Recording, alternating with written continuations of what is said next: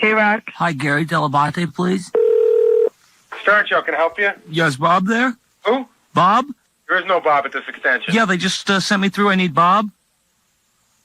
There is no Bob at this extension. Yeah, there's a Bob there. Bob, a Booey.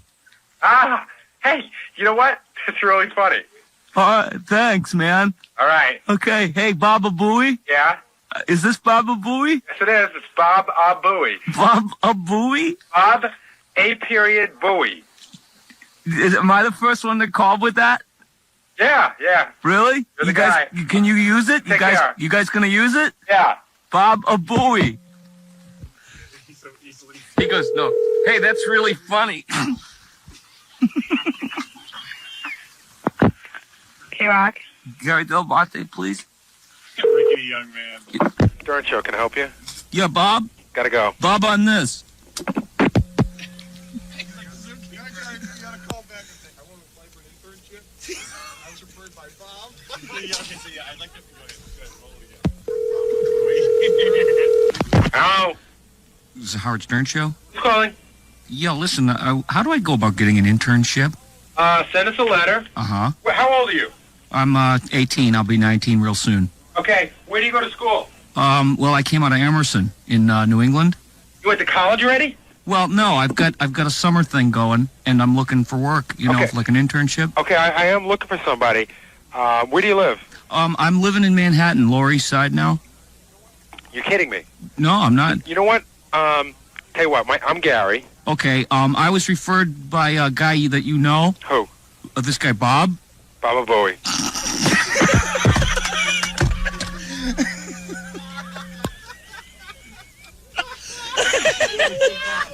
What did you say when you said Bob? Baba Booey. He wouldn't go Bob who. Stern Show, can you hold, please? Mm-hmm.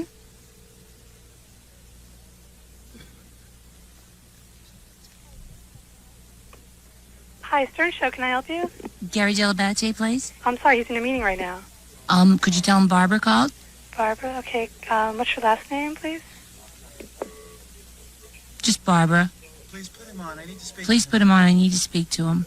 It's real important. Okay, can you hold on, please? Yeah. Hi, Barbara. Hi. How you doing? Good. Is Fred Norris there? Who's this? It's Barbara. Barbara who? Barbara Booey.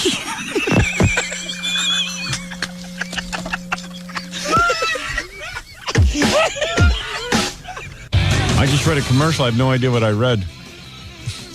I gave out like 97 phone numbers in the last commercial. I don't know. I gave out about 3 addresses, and I described a leasing deal that was more, you have to read everything. It was the whole thing. It was a good deal. You were getting a free phone plus all that car loaded up and everything, but there was just a lot of facts there. A lot of information. I don't know. Who better to give it than you? Yep. A master at sales. Mr. Credibility. Hey, Fafa Foley, let me give you some money and you'll get me some hot waters, all right? Sure. Fooey. I like the hot water thing. For Fooey. Fooey says there's someone on the phone for us, Robin. Guy who made a phone call. Just give me like 2 or something, 2? okay? Yeah. Got it. Fafa Foley taking care of business. Just getting you a couple of waters. Yeah, that I know he can handle. I give him the simple tasks. Fafa Foley. Papa Bohai. He gets a little overwhelmed. He really does get overwhelmed. You know, What? What? What? I just go in the bathroom in the morning and you're just standing there, just totally having the time of your life listening to Gary get goofed on the radio. I just think that's funny. Yeah, it is always good. I was goofing on Gary at my house yesterday. I was talking to my wife. He wasn't even there. No. And he wasn't there. That's the point. I walked in the bathroom. You were standing there. I thought, God, because you're not usually there in the bathroom anymore. I think, oh, I hope you're all right. And you're like, shh, listen. Baba Booey. Yeah, well, Jackie doesn't explain it too well. Yeah, I don't know what he's talking We about. put a radio in the bathroom. Uh-huh. Oh, boy. It makes no sense. I'm like, what? The toilet's talking now? Yeah, no. We put a radio in the bathroom, and this morning Fred was playing the phony phone calls to Bob A. Booey. Yes, I heard those. Those are great. Jackie caught me in the bathroom. He goes, "What are you doing in here?" I said, I'm listening. I don't want to miss it. It's great. No, but I mean, I was in the middle of having a fight with my wife yesterday afternoon, but then I switched it on Gary's incompetence. That's why I was in a bad mood. Then everything was all understood. He takes the heat even at home. Yeah. Hey, look at this. Jackie Platinum Joke Page Martling to order his new comedy CD. Only $10 plus $3 shipping and handling. Call 1-800-323-5464. And this Wednesday, March 30th, at Chuckles Comedy Club in Mineola on Long Island. For dirty jokes and info, call the all-digital 516-922-WINE. All right. Thank you, Jackie. All right. Those laughs taken from Jackie's interview on the satellite there the other day. Oh, is that one? Now we have a whole array of them. Satellite laughs. Satellite laughs. I'm wondering what That's Jackie laughing at his own joke. Is that right? Yeah. We ought to play those. We ought to play Jackie's interview. I'll do that later in the It show. was fun listening to one-sided interviews with Jackie. Yeah, we didn't have to hear the annoying disc jockey. All we heard was the annoying Jackie Martling. Thank you. What is it, Stuttering John? I see you're here to... I got to play a whole bunch of interviews you did. Yeah, I know. You got a bunch of stuff. Did you see John's ad? Yeah, for his record album? Yeah. Yeah. Hey, I'm in here because, that Sting, that's a wrestler. That ain't Sting. Oh, it's not? I think No, it could everybody's be calling the back. Sting. Yeah, Sting is actually a wrestler. Oh, man. How are you supposed to determine which one it is? Yeah, I was going to say, I can't believe Sting is doing truck driving demonstrations. Shouldn't it say Sting the wrestler? Like if you just got it at a photo desk, wouldn't you go? Yeah. I mean, I think Sting ought to look into that. Oh, Yeah. that's terrible. Sting the wrestler. I'm Sting, the wrestler. He's going to be so pissed that you thought it was it. Ladies and gentlemen, we have Sting with us right now. Sting, the wrestler. How are you, Sting? Yes, good. I'll do anything for Trudy. Your wife's name is Trudy. Trudy. You're kidding me. Yes, He's like Sting the rock star. Your wife is Trudy also. She's Trudy, the wrestler's wife. And that's my dog. Very good. Thank you, Sting. Would you care to sing Message in a Bottle? Message in a bottle. So, very good. All right, thank you for clearing that up. Message to Hulk Hogan. I keep thinking about an experience I had the other day. I'm walking out of an elevator here in this building. And a basic rule you learn in society when you are growing up as a child is that the person walking out of the elevator has the right of way. You don't walk into an elevator while people are walking out. You wait for them to walk out. It's only common sense. You wait for them to walk out of the elevator before you walk in. Why would you walk in and block their way from walking out? Unload, load. Right. Very basic. Well, I was getting out of the elevator here, and of course, someone who looked very foreign, sounded foreign. It didn't take a brain surgeon to figure out that they were not of this land. The simple rule of waiting for a person to exit an elevator before another person enters was ignored. And, it really irked me. I wanted to slug the bastard. I really did because it was Did you just... say anything at all? No. Yeah, no. I just said, you're supposed to wait till we get out. Did you say that? Yeah, and then I left. But he didn't. Oh, he no clue I was even talking to him, I'm sure. Believe me, I wanted to smack the back of his head so hard that he'd see Allah. For the first time. Hey, I see Allah. Yeah, that's right. You see Allah, okay. Allah, what the hell is that, Allah? Allah. You want to pray to somebody, pray to God. No one call Allah. How did he get into the scene? Allah. Allah be back. Allah Rosenberg. That's his last name, Allah. Allah Rosenberg. Allah Fitzgerald. Allah Fitzgerald. Allah knocked that dot off is what Allah. Right off your head. But anyway, I You're such a tough talker. I know you didn't say anything. Hey, Robin, let me tell you something. You're right, I didn't. But you know what? Forget about just say no ads. You said just They should just run ads for getting on and off elevators, teaching foreigners the basic rules of life, because it really There is. should be little signs. Right. Because people don't know what they're doing. Yeah. I mean, that's something for the FCC to concentrate on instead of giving me fines. You know, I've actually been fined hundreds of thousands of dollars in Las Vegas because my discussion of shaving might corrupt the people of Las Vegas on their way to their legal whorehouses. How is this possible? How is it possible? All right, so who did you call? Well, I called News Channel 8 and had a little mini call-off. I called twice, and my friends called twice, and 4 out of 5 calls were Howard Stern calls. Right in a row, huh? Nope. Well, 2 in a row, then he went to a black guy. It was really good, and I'll play you all his response. All right, here we go. Let's go to the phones. Okay, Joe, you're on the air. Go ahead. Joe, you there? Yes, Andrew, what do you think of Howard Stern and Baba Booey? Robin Quiver. Baba Booey. Yeah. We have these jerks that call up, and they want to get Howard Stern's name in. Have you ever heard of Howard Stern? No.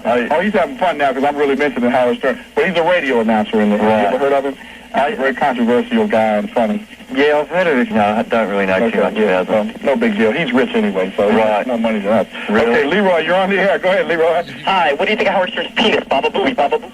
Howard Stern who? I don't know, man. You got jerks. Hey, look, you jerks out there that are calling, we got an international guest here that's a guest on our show.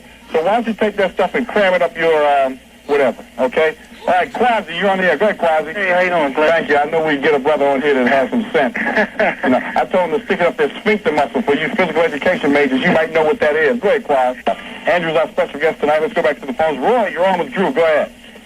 Hello, Roy. Hello? Hi, you're on the air, Roy. Yeah, my question is in America, of course, we have our superstars of basketball, and in Australia, do you have superstars such as Howard Stern? Well, you know, if that was Roy's name, grow up, Roy, and tell your mama what you just told me.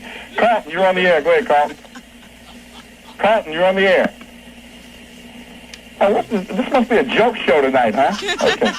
All right, Keith, you're on the air. Stern, Baba Booey, Howard Stern, Baba Booey, yo mama, yo mama. This is disgraceful, man. Look here, I don't want any more calls. I don't want any more of these Sunday jerks to call this program anymore. So hopefully we'll get some people that are very serious about it, because Andrew Gates is a very serious young man.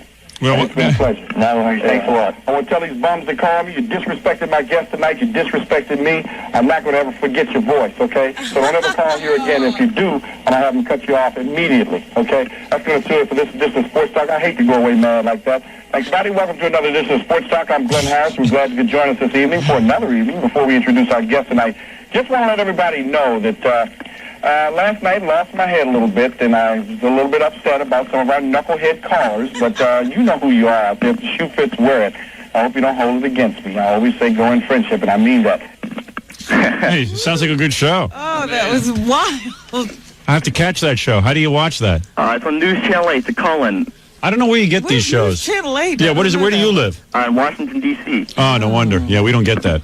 Howard, I had another call-in. Sounds like a real professional show. Yeah, really. Their screener's as dumb as Rush Limbaugh. That's so funny, though. He says he's going to remember everybody's voice. I like that. I'm going to remember your voice, and when I hear your voice, I'm going to screen you out. I hung up and called right back in, and they put me back on, like the next caller. I was on twice, my friend called twice. It was good. It was good. It was good television. He's on TV screaming about the caller's mama.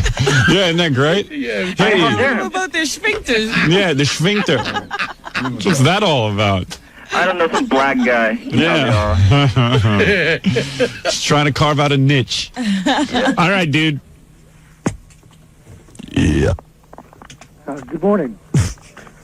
See, I belched, and this guy said good morning. This is the way the show should People work. understand your Are you familiar with the cartoon Tiny Toons Adventures? Yes, I am familiar with Tiny Two Adventures. That's why I have to vote for me as governor. I'm familiar with that cartoon. Oh, well, you were mentioned on it last night on their special. I thought it was kind of trippy. I can't, you have a speech impediment. No, I don't. Just got a frog in my throat. Excuse me. All right, I think what you're saying is, and it's hard to understand you, that I was mentioned on Tiny Toon cartoons? Yeah, they had a spring break special last night on Fox prime time. All right, thank you for the call.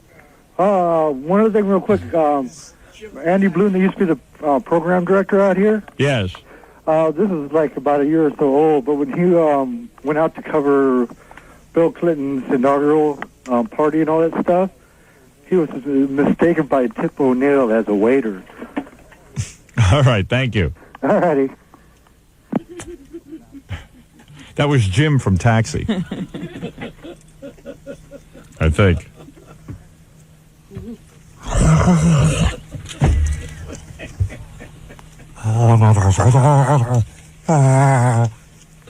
Hello, you're on the air. Yes? Yes. You know that you were mentioned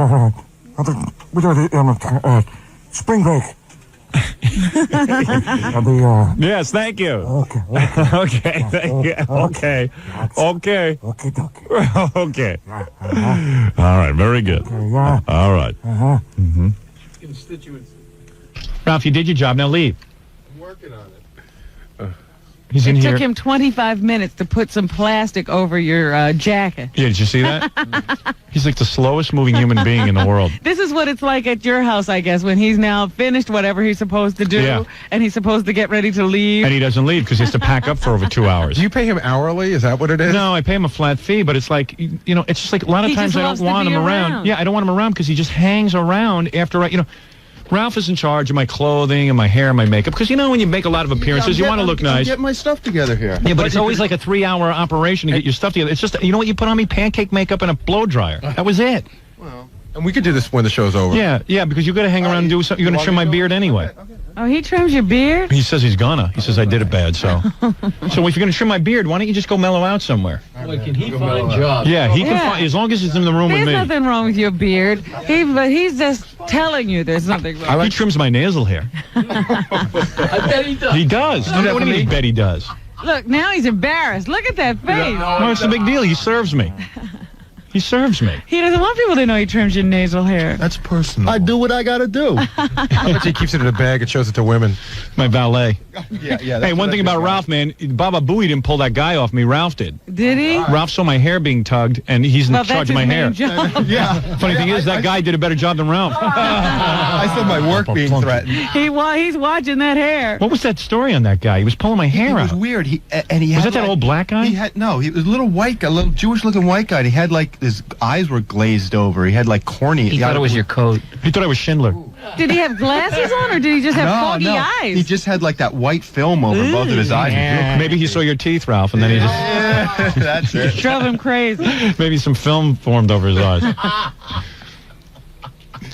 God, I don't want to see anymore. And what was he doing? He was like reaching up and why was he grabbing my hair? He wasn't like, it was weirdest thing because he didn't have like, he didn't look excited or anything. He just like looked up and he's a little short guy and he just started like reaching up and grabbing at your hair. And I grabbed his hand and, because he tugged at it. Yeah, it was like a jolt in my head back. I got whiplash. Yeah.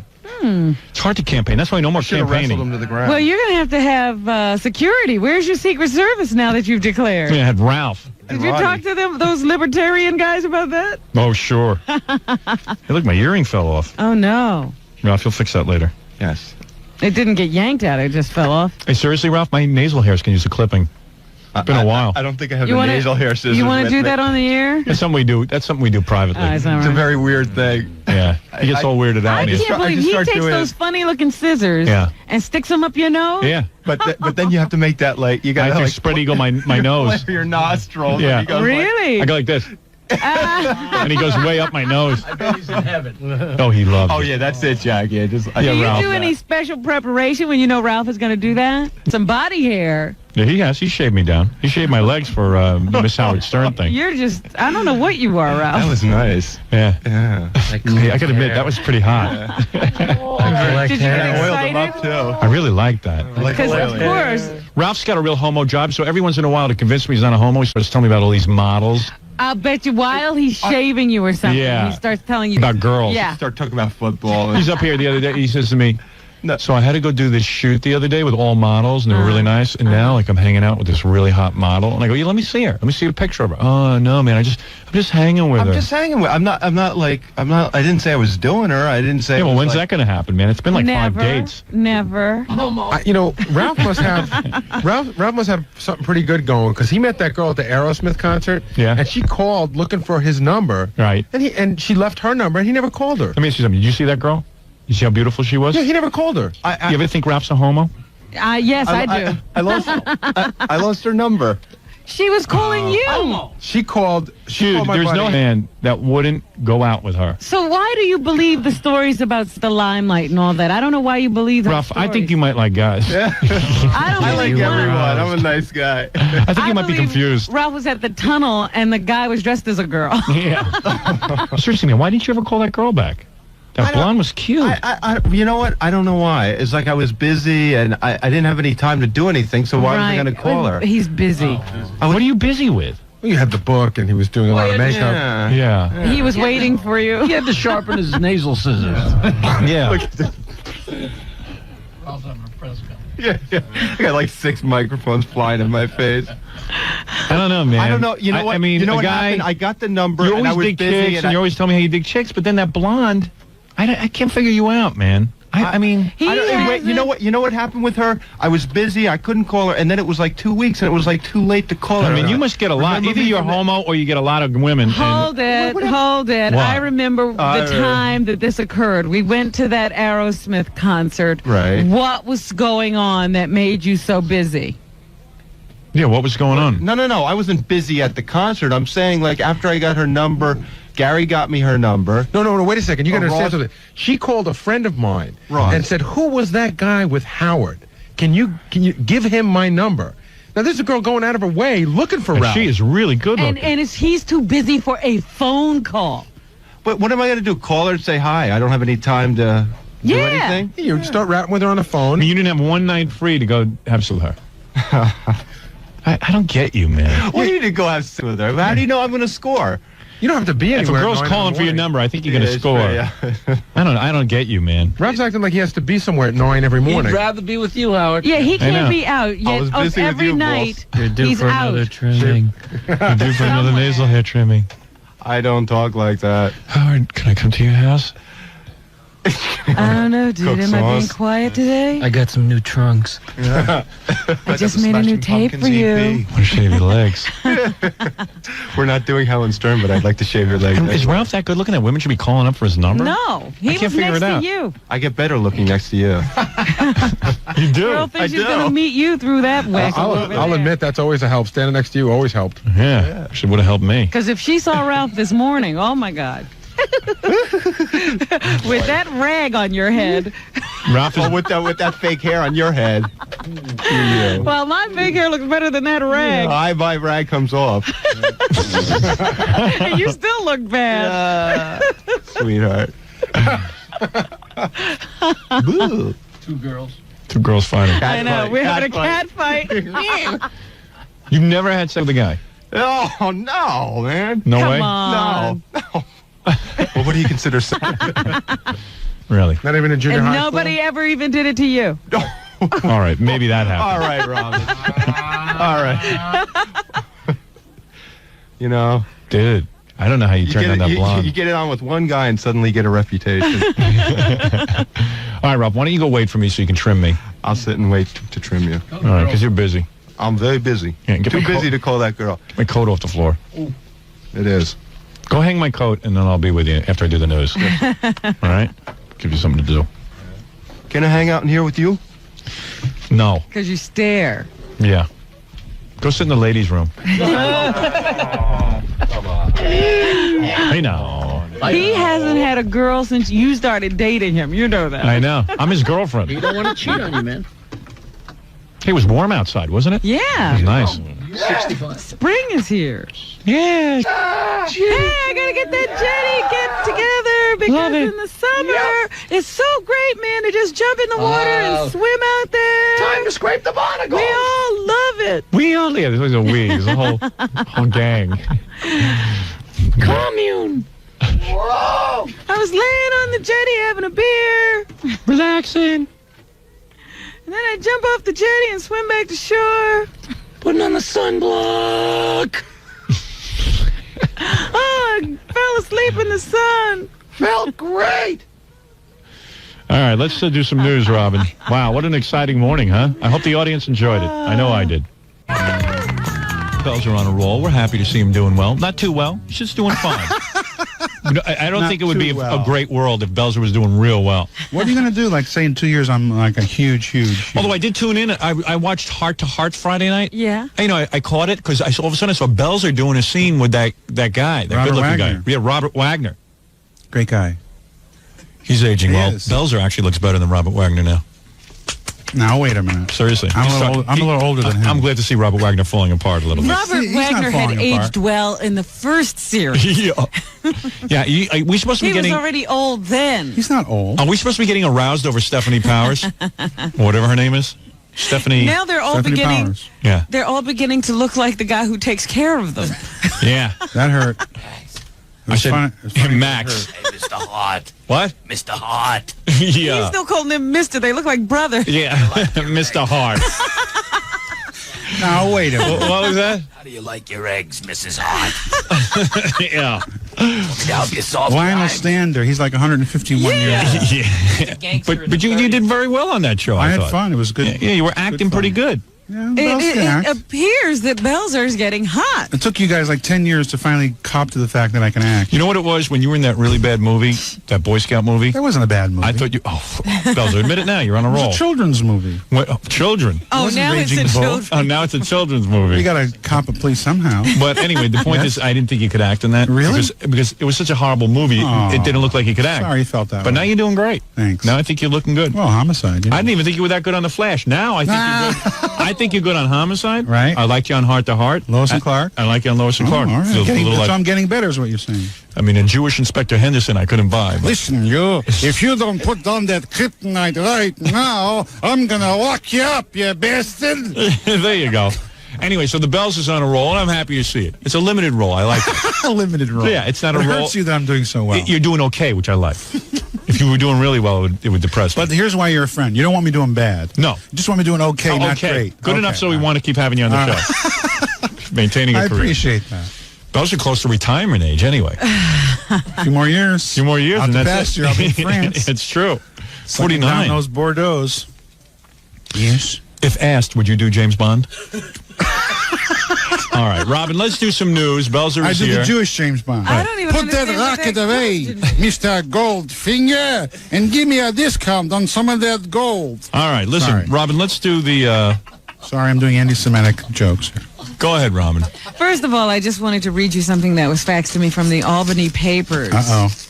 about your candidacy Good. this morning. I would appreciate that. The State Libertarian Party's executive committee has decided to ride the wave and back Howard Stern Wow. for governor, Yes. though the decision as to where to hold a convention will depend on your appeal, Howard. Governor Cuomo, who is able to... This is his game plan. He wants to win this election so he can appoint himself As Senator the of New senator? York. That's right.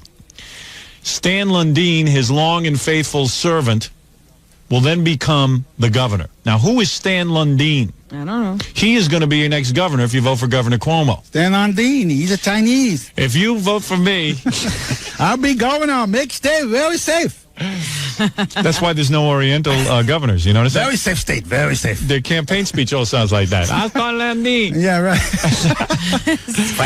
They're not taken Sounds seriously. like you're taking an order. Yeah. What do you want? Very good, very good, very good. Very good. Civil choice. rights, very good. Oh, civil rights, very good. Oh, have the civil rights. Well, listen to this. John Montier, Have a road crew work at night, very good. Oh, road crew at night. Oh, who is very a good. local Albany Libertarian, Howard, Yes. he said he has no interest in helping you or organizing a convention for you at the He next. very jealous, very jealous. I am not interested in promoting Howard Stern, and that's what it would be, the Howard Stern Show. Who said this? Montier. Who's You that? know, Montier Williams? I am not Montier Williams. No, it's John Montier, who's a local libertarian up there in Albany. Well, there are people within my party who do not want me to I'm run. not finished with his statement about you. Yeah, He what- said it would be the Howard Stern Show. To me, he seems like a really disturbed person. Well, maybe I A am. person who really has some problems. See, this is where a guy... Like no politician is disturbed. Yeah. We only have... You should take a look at the race going on in Virginia. You got Oliver North, a guy who lied to Congress. Drug-dealing murderer. Who is a... Thank you. He is not a drug-dealing murderer. I'm speaking euphemistically and satirically. No, let me talk for real. Okay. Let me tell you what he is. He's not a drug dealer. Oh, no? Let me tell you what he is. Look at his diary sometime. The tons of cocaine he shipped to America, but go ahead. Yeah, that's Belzer's opinion. What I am saying that he is a guy who lied to Congress. He was involved in paper shredding activity. This is a guy who should have gone to jail. I don't know how the hell this guy got off. I don't understand it. And Rob. And then you got the other guy. Nude rub-downs. Yeah, nude rub-downs. And cocaine parties. Thank you. Now, you're going to tell me that here I stand before you, an honest man. Yeah, okay, I talk about penis and vagina. But you I don't don't think do that's wrong. drugs. I don't do drugs. Not anymore. You never had a nude rub-down? No. Well, G-string. They always have G-strings That's on. true. Wait a minute. I don't know what was going G-string. on. I never saw it nude. I don't know Girls what were nude. was going The girls were on. nude. The girls were nude. All right, I admit take that back. Okay. All right, I've had that. All right. But here no drugs. No drugs. And no lying to Congress. Right. And here's the point. All right, I lied to Congress. All right. But anyway, no here's drugs. Here's the point. All right, I did drugs years ago. Never mind. He's just a good guy. Right. All right. So here's the point. Here is the point. At least you have with me a guy who admits his limitations. Here, here. I say I can do 3 things for you. Listen to this, Howard. Yeah. James Ostrowski, he was the guy who thought he was the front runner of the Libertarian Party. He must be upset. Until you came along. Uh-oh. And he says that the party is selling itself out for $15 membership fees. He's jealous. Tell him to get a radio show, this guy. And Howard will take over. They are encouraging the candidacy of someone who is offensive to the vast majority of people in New York State. That's not true. How does he back that up? I don't know. This is all slander. He make a very slender statement. We gotta sue him. Then we get more publicity. But Ludwig came to your defense. Von Beethoven. Shh, Belzer, please, I want to hear this. This is with the wrangling within my party. Ludwig Vogel, the state chairman, said Stern clearly has libertarian leanings, citing his support for legalizing drugs and doing away with gun control laws. Ludwig Vogel. The party favors less government, Ludwig said. Right. He said Howard Stern may make his living by telling jokes, but that doesn't mean his candidacy is a joke. It's not a joke. That's the point. That's right. This isn't some Pat Paulson thing. This is me saying to the people of New York, I want to give back. So you're doing 3 things that'll make your life more. And how do you like these libertarian guys saying all these nasty things about me? All I want to do is go to the convention and have my say, and right away they got to knock you. Well, it's politics. Get ready, man. It's You're vicious. in politics. This is politics. That's Vicious. right. They're already starting the campaign. They want that spot. I know. But it's fair and square. You sign up and you're not putting a gun to anybody's head. They want you in. They just sign. That's all. That's all. You're not slamming him. And I'm going to be good for the Libertarian Party. These guys sit there at that convention with 200 people. It's all guys, hardly any women, and they sit around and they yank each other off because they're sitting there and kidding each other that they're going to be serious candidates. That they have anybody listening at all. I'm trying to bring the party into the mainstream and get us on the ballot. And you know what? I'll be good for those guys in 4 years because they'll be on the ballot. First of all, if you join them, then there are people in America who didn't even know they existed. That's right. Lots of publicity.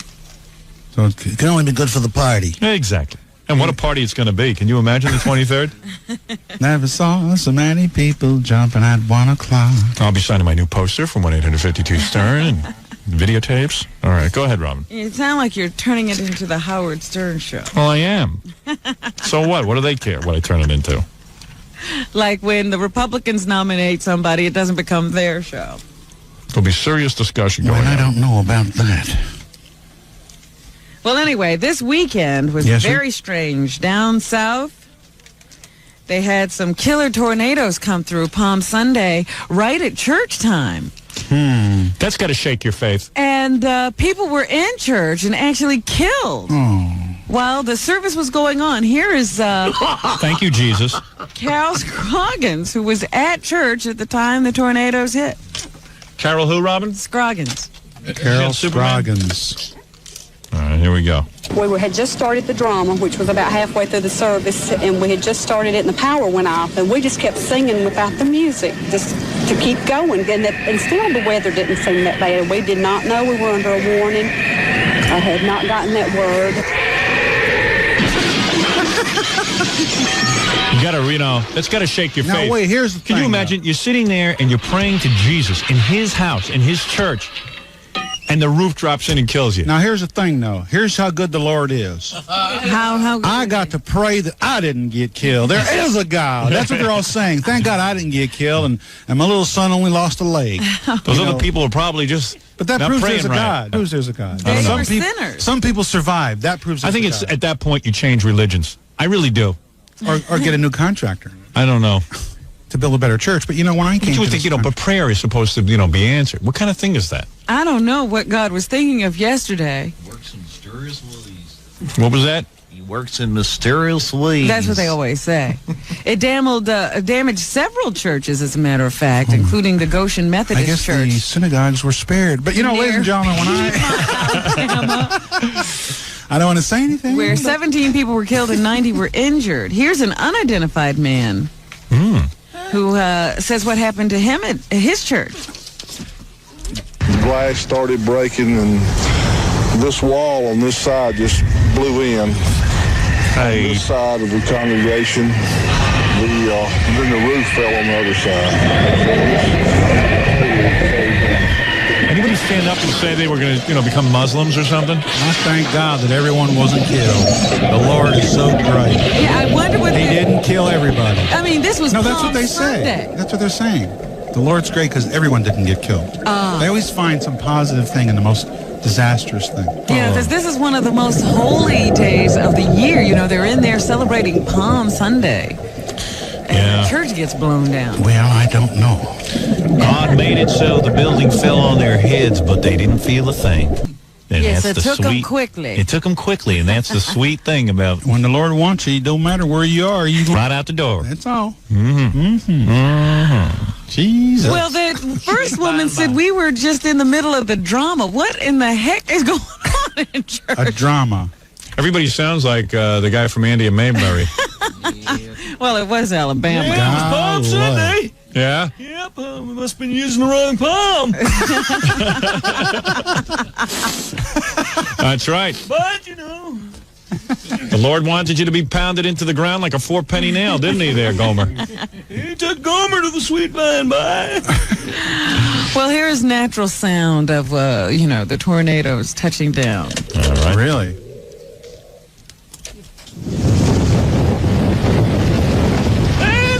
Our Father, who art in heaven.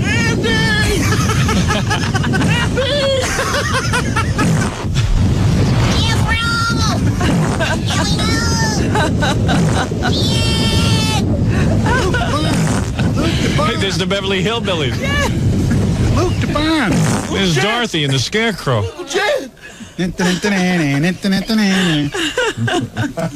And your little dog, too. Boy, that was a scary sound. Can you imagine that was nature? Yeah. You know what that sounded like? Remind me of the time the crowd went storming out of Caroline's during a Belzer show. To go just see my latest movie. To see your movie, Yeah, right. of course. That's right. They just saw the show and they couldn't wait to see the movie. Ran out of the wait a minute. club to see the movie. Everybody took off. What else is in the news, Robin? Paul McCartney and Linda McCartney are bringing out their fast or frozen food. That vegetarian stuff they make. They've been selling it in England. They're bringing it to the United States. Here's Linda telling us a little bit about it. Now that Yoko's gone, I'm the one that ruined the beef. I'm sorry. John Lennon knew this was going to happen. He predicted that Linda and Paul would be selling fast food or whatever. Doing here, let's go to Yoko's and eat some fish. Frozen foods. Like lentil. Let's go to Yoko's and eat some fish. What are we doing here? Healthy, it's happy, and it's good for the world. Yeah, and you need the money. So I think people are going to love it. Yeah, good. Right. Then they asked Paul what he thought of it. What's the dog? I don't understand the dog barking. I guess he's saying Linda's a dog. Is that what you're saying, Fred? That's what I'm saying. All right. That's Boy, not that's nice. a tough one. It's not nice. I don't mind that it's not nice. I just didn't get the reference. Here is Paul McCartney, who is now making frozen foods. I think Ringo was selling Girl Scout cookies. Isn't that right, Bells? Women's underwear. I love it. It's. I love it. She serves it up to me at home some nights, and it's delicious stuff. We've been eating it for a few years now, and he looks real good. Raw. Yeah, good. Real important food product. Hey, food. Yeah. Hey, food. Linda, come here. Sit up, Linda. The sequel to The Mighty Ducks, #1 at the box office this weekend. What is that, Paul? Paul, what were you saying? What were you saying? If I eat, I can't say it. All right, My okay. face will fall even more. All right. Sorry. Followed by Naked Gun 33 1/3. You may say it's bad, but it's making money at the box office. The American public. My movie's going to make a Paper. fortune. Who would I play in your movie again? You play Richard Belzer. The Paper was #3, and Schindler's List. That's the movie where people go in and they never come out? You play Schindler. That hurt. My wife was yelling at me this weekend because we hadn't seen Schindler's List. I said, I have no desire to see Schindler's List. But what, I have to go see that? What is that, my obligation as a citizen?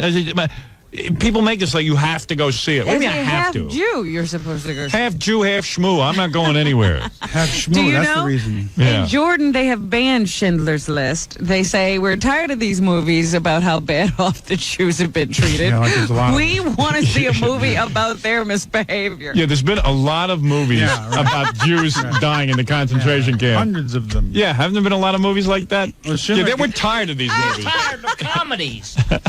Now they're doing a sequel because, Oscar Schindler lost all his money after the war, so the sequel is Schindler's Pissed. It's coming out Very nice. after it's my wife's joke. Your wife's real fun. Blame her. Blame Blame her my when wife. you don't get a laugh. Yeah. Now he's blaming his wife. That's the lowest, Bells. That's the lowest you've ever I'm gone. sorry. Oliver North said that joke, and I drug dealer, but Bree Walker may be in trouble. She's the Los Angeles anchor yes. of the news who has no hands. And feet, Robin. She has little stumps. Well, you don't see her feet on the news, so I thought people might miss her hands.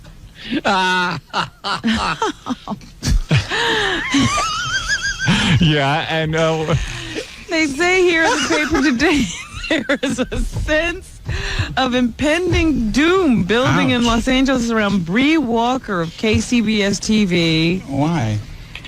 Because they think she might be replaced. she's cute, By though. who? Captain Hook? They think they're Sorry. going to hire Ann Martin. How many hands does she have? KABC TV. I think she has both her hands. She has both her hands, but her boobs are falling off. Now, wait a minute. And replace Bree with her for a reported $1.3 million salary. Oh. This Bree Walker is terrific to look at. And the thing with the hands is terrific entertainment. She shuffles those papers. You watch Bree Walker, right? Yeah, I don't. And you ever see when she shuffles the papers at the beginning? all right, Show off. All right. Show off. I couldn't shuffle papers that fast, and I've got all my hands. Oh, she has like a thumb. She tied my shoes once. It was Really? amazing. Yeah, it Are you was serious? amazing. Yeah, it was incredible. I shook her hand once. Seriously. She was a disc jockey. She was looking for work. I was a program director. And I didn't realize, I had met her for the first time, and I went to shake her hand, and it was just like, I grabbed like a club. Did she put it out there? Did she just go for it? Yeah. For the car. And it was weird. It felt very silky, too. Her hands are very silky. Like a craw. All right. No, I'm being serious. And I didn't know what to do, but I was cool about it. I grabbed onto her wrist. Belzer acts like he's not interested. Yeah, Belzer's totally interested. Tell me about that off the air, will you? About when you shook her wrist again? Yeah, I want to hear that What do part. you do? Wait a minute. Tell me again. Okay. Yeah, Belzer, we'll talk about nothing. You're a Nietzsche scholar now. You want to talk about nothing. Nothingness. Nothingness. Robert brings up something I'm going to talk about. Dennis Miller's talk show on HBO starts at midnight Yeah. on Friday. It's just him, no April guests, 26th. right? No, he's supposed to be having guests. Oh, yeah? Who's his Yeah. guest? I don't know, but they say a guy named Mark Miller will be booking guests for the show. Oh, good. I didn't know he was going What to. time's it start? It's going to be at midnight on April 26th, the debut show. It'll be canceled at 12:01. This will be the fastest show in HBO history. Have you seen the promos for it? No. What do they do? They just, close-ups of Miller's face telling good. jokes like he's going to be doing stand-up on the show. Oh, good. That's important. Yeah, great. Yeah, sure. Yeah. They say, Run out of material in 10 minutes. Yeah, great. Yeah, great. Okay. oh, this is a funny story. Okay, let's hear it. In Sioux City, Iowa, Yeah. If I was at HBO, my What? promo for the Dennis Miller show would be, watch it while you can. I think it's all these things about him being taken off the air. How long could it last? You remember his last show? Watch it while you can. This will go even faster. So you're in Iowa now? Sioux City, Iowa. Bobcat Goldthwait, Uh-oh. Was he arrested? Does he have a talk show? who played a deranged cop in the Police Academy movies, was detained by police Thursday after a grocery store clerk accused him of shoplifting a pack of Rolaids. Like he really needs to rob Rolaids. Well, sometimes shoplifting's a problem. Indigestion. What was that? Indigestion. Well, why do you steal? Because I don't have any money, thank you. When the clerk said she wanted to search his pockets, he told her he would rather have dinner and drinks first. That's funny. That's a good one. That's funny. Doing material I at left my 7-Eleven. money in my other life. Thank you. Needless to say, that didn't get a smile out of her, and she called the cops. Goldthwait, What? Goldthwait was released, and no charges were filed after police searched him and found nothing. Not even anything resembling a pack of Rolaids. That's right. Employees at the Cub Food store apologized. Oh. Maybe it was his They genitals. said he was Yeah, right. verbally abusive. He had a little roll of something in his hand. Hey, there's a roll in your pants. Those must be Rolaids. So he was abusive? They said he was verbally abusive, and that's why they got so upset and called the cops. You know, they just can't wanted blame to 'em. check to see if he had some Rolaids on him. Can I put my hand in your pocket? You check me for Rolaids, Belzer. That's what I've been doing for the I last won't put 20 up. minutes. Oh, is that what you're doing? Yeah. Oh, I thought you were being friendly. In any case, Goldthwait said, when I snap and start robbing things, it's not going to be Rolaids. Yeah, right. I'm going for the big bucks. This is good panel for Hey, Fred, let's reenact the. I'll be Bobcat Goldthwait, and you be the 7-Eleven employee, and you check me for Rolaids. I'm sorry, sir. We'll have to. No, yeah. Put your hands in my pants. That's it. Star Magazine says that Yes? Bobby Brown and Whitney Houston are fighting. They had a big fight Good deal. at the Soul Train. They did. What did they fight about? They say that Whitney had wanted to wear her clothes or security people clear out a bathroom so they could go have a fight. Well, what happened was they were at the beer fest, and Meet me in the men's room she wanted to leave, and he wanted to stay. Y'all clear out. Meet me at the men's room. She said, "You no talent jerk. She did? All you do is leech off me. What kind of man are you? This is the last show I'm doing with you." Wow. Is that what you said, Whitney? All you do is leech off me.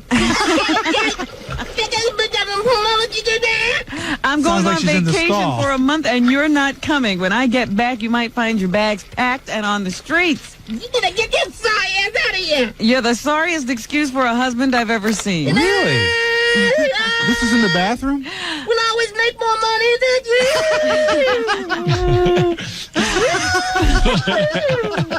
Brown was quoted as replying, "Baby, please don't say that." Baby, don't say that. Wait a minute. Don't say that. You know you're the one and only for me. Hold on a second. Don't get so mad at me. We can get through this, just you and me. Come on, Bobby. What do you got to say to Whitney? I need somebody to bodyguard my money. Now, wait a minute, baby. Houston then hold replied, "Oh, save it for someone who cares." How embarrassing. They didn't join up again until the Oscars, where they apparently traded words again. They fought at the Oscars. Yes. But, baby, we at the Oscars. The Oscars. I love you. I love my baby Bobby Jr. Bobby Christina. Bobby Christina. Bobby. I tell you something. I don't know about Bobby Brown, but I'm telling you that Whitney Houston, based on the speeches she gives at these awards, I don't think she's got it all together. Now, wait a minute. You talking about my wife? I loves you, baby. Buy me Delaware. Buy me Delaware. She is a piece of ass, though, boy. Hey, I'll tell you something. I'd like to nail that. Yeah, wear a dress, pal. Pat Benatar is a mother again for the My second old time. friend Patty. She's a mother again. Yes. What's the baby's name? I don't know, Bells. I don't have all the information. Well, I just wanted to don't turn let on me. you I know. just asked a simple Oh, question. you're oh, that's right. You are friends with Pat Benatar. You were in her video. We had the same manager, Rick Newman. Oh, yeah? I was in her video. When's the last time you saw her? 1951. That's what I thought. There's an outbreak sweetheart. of measles at the Rutgers Yeah. University campus. I'm too stupid to get in there anyway. I don't care. 20 people have come down with it so far, they think. So Why couldn't it happen in they're Nassau offering Community? to inoculate everybody. Why does it happen at Rutgers, a school that has bright, intelligent students? CW Post no. Yeah, no, everyone's healthy as a horse there. Queens College.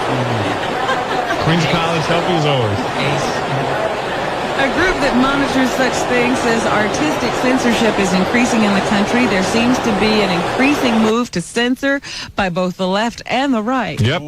The right likes to censor anything to do with religion.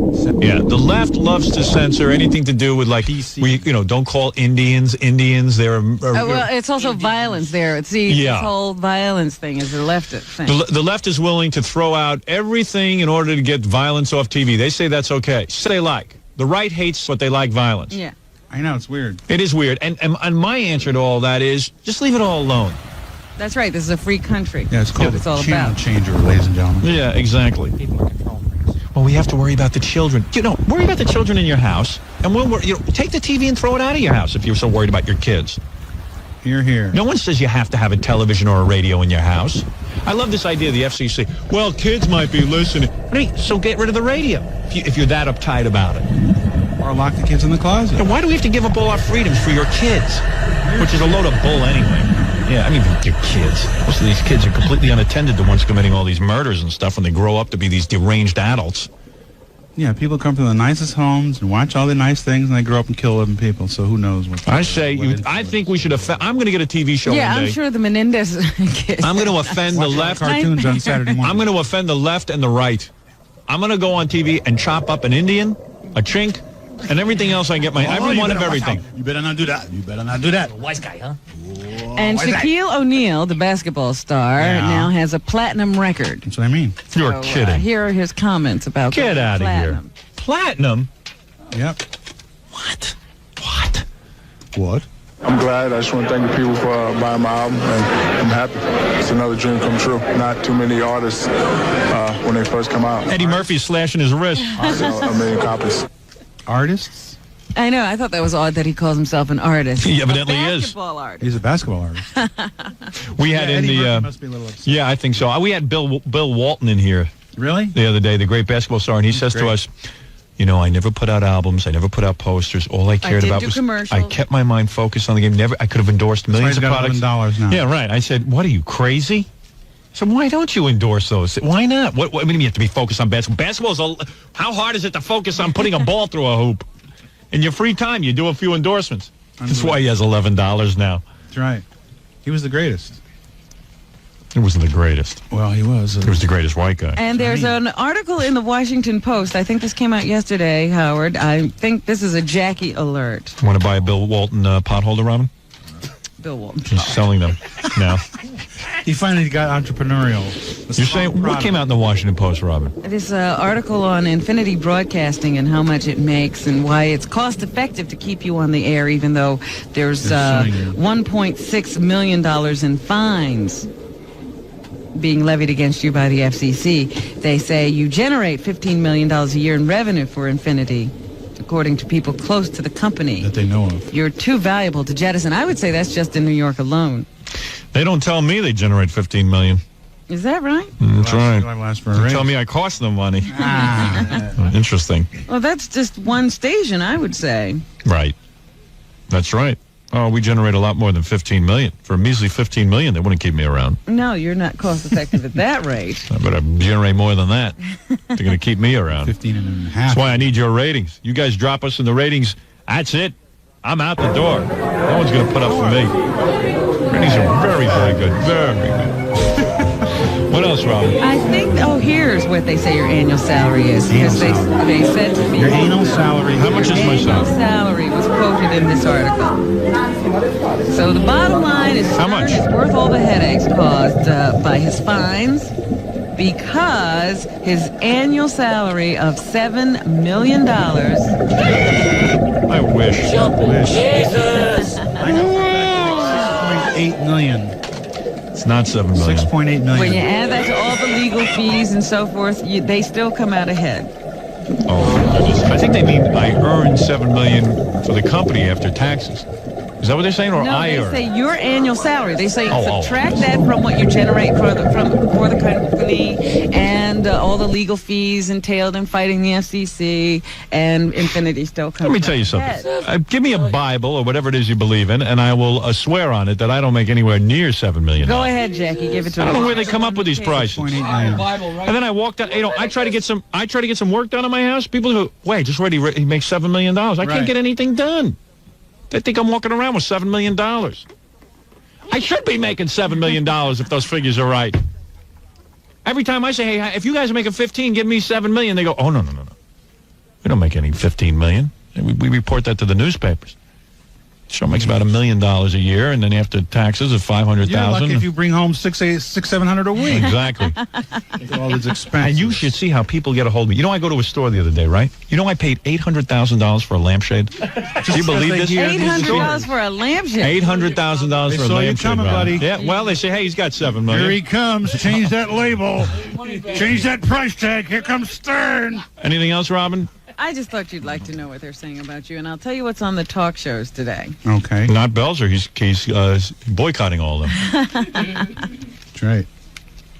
Some of the more interesting topics to be discussed today: Geraldo, women and baldness. Thank you. Donahue, hiring practices that favor women and black men over white men. About time. Let's say that again. Hiring practices that favor women and black men over white men. I know. That's one company. White men got enough jobs. Go ahead. Montel Williams. Can't get a job. A woman or women confront the men they say date rape them. That ought to be interesting. Oh, Jack. You have some sense of humor. Man, really. So that's what's happening. Very good. I want to compliment Belzer on his longer hairstyle. I think it looks nice. I think he looks quite cute today. Oh, thanks. Helps a lot. Makes his nose look smaller. You know, I learned that technique a long time ago. Anyway, let me just say congratulations to you, Belzer. You have your brand new tape, the videotape, Belzer's Best Bits, available. Now, what do you mean Best Bits? What do you mean bits? Bits from where? well, I did a concert at Caroline's last year for Showtime, and we shot a lot of footage. So I'm putting in stuff that was never on TV. Do you include that tremendous bit you do on the Hulk Hogan dropping you on your head? No, that's not in. That was in my HBO special. You see Hulk Hogan changed his name now? He's Terry Hulk Hogan. Yeah, Terry Bollea. But he calls himself Terry Hulk Hogan. Yeah. It's his He's waiting to add the belief. That'll help his acting. Do you, Hulk, do you want to say you're sorry to Belzer now? No. Come here. Let me put you in a headlock. Good actor. So if I call you Hulk, you don't like it? Yeah. Next time I'll drop you on your Jew nose. Oh. Gesundheit. Yeah. You better We don't have to go there. What is that, Hulk? I'm a great actor now. You're mad at Belzer, I take it. Belzer. Hate, kill, cut, stab, punch. Yeah, go bleach your mustache again, pal. Yeah, like someone's going to buy that. Yeah, suck on your asteroids. Okay, anyway. All right, here we go.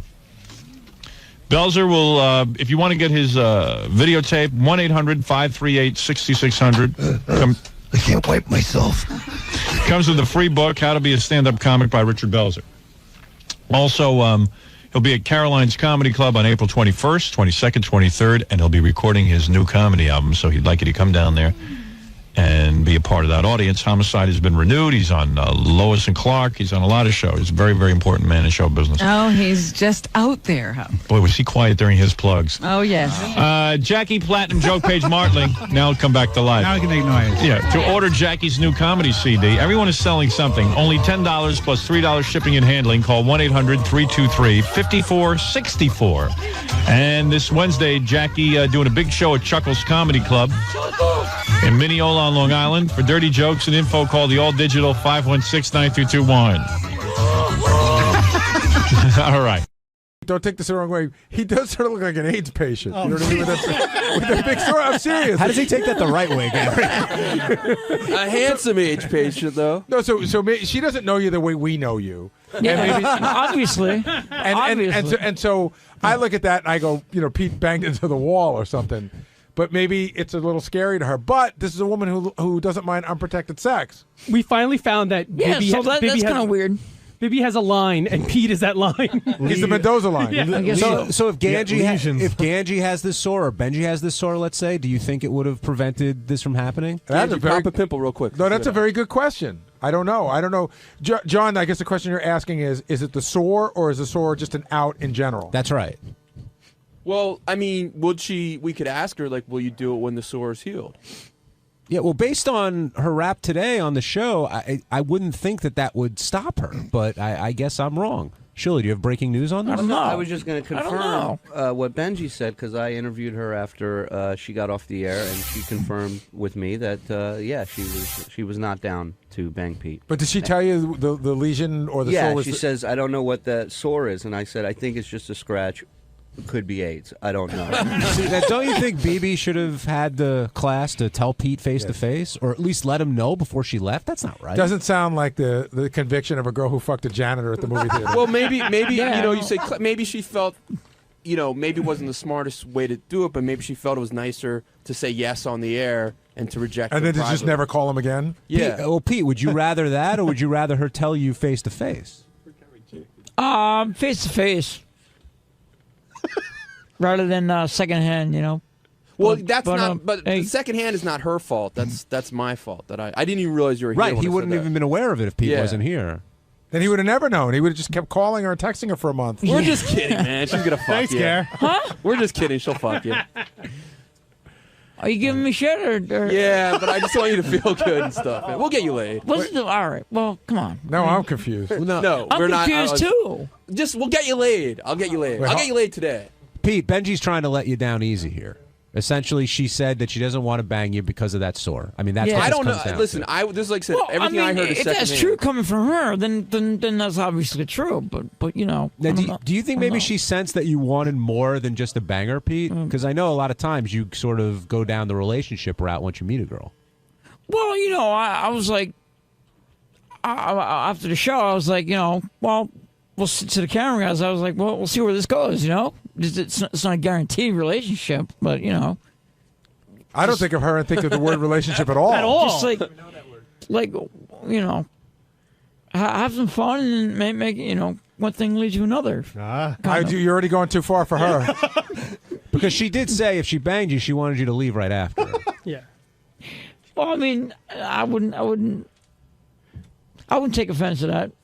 That's that wasn't just you, Pete. I mean, she that's said what she wants. That's what she wants. Yeah, exactly. That's the way she operates. But do you understand that this is a pure sex thing? That it's not a relationship thing? And I mean, certainly for her, and I figured for you, this is like let's have sex and then beat it. Do you understand that, or do you think that it could be more? No, I totally understand that it would be just because you just 2 seconds ago said let's see where it goes. Just let's fuck and then but.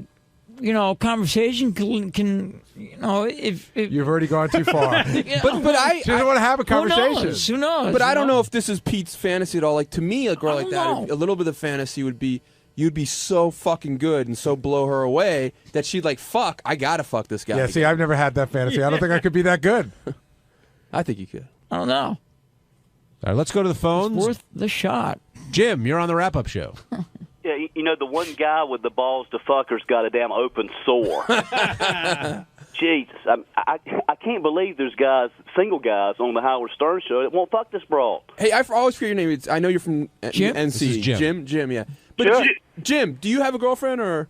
I do. Okay, so let's say you were single, but you were in our position, or like we're not exactly famous, but like reality show famous. So in a New York Minute, Benji. What's that? In a New York Minute. But wait, All right. so Jim, knowing that if you fucked her, that on Monday we're going to drag in the studio. I go, you fucked her. We want every little detail. We want to hear about it. So now everybody that listens to the show will know that you had sex with this porn star who sleeps with a lot of people, and a lot of them unprotected. That's cool for you? Well, it brings notoriety to yourself, and it's something for the show. When you're working for the show, you've got to do that kind of thing. Look at her. You don't have to do it. Yeah, exactly. She's fantastic looking. I mean, She is, but it's a one-time thing. It's basically a one-time thing. Jim, are you saying that makes it harder for next time? Are you saying that some of the guys on the show aren't fulfilling their obligation? Seriously, because that's what it sounds like. We're not being team players. Right. We're not fucking BB Jones.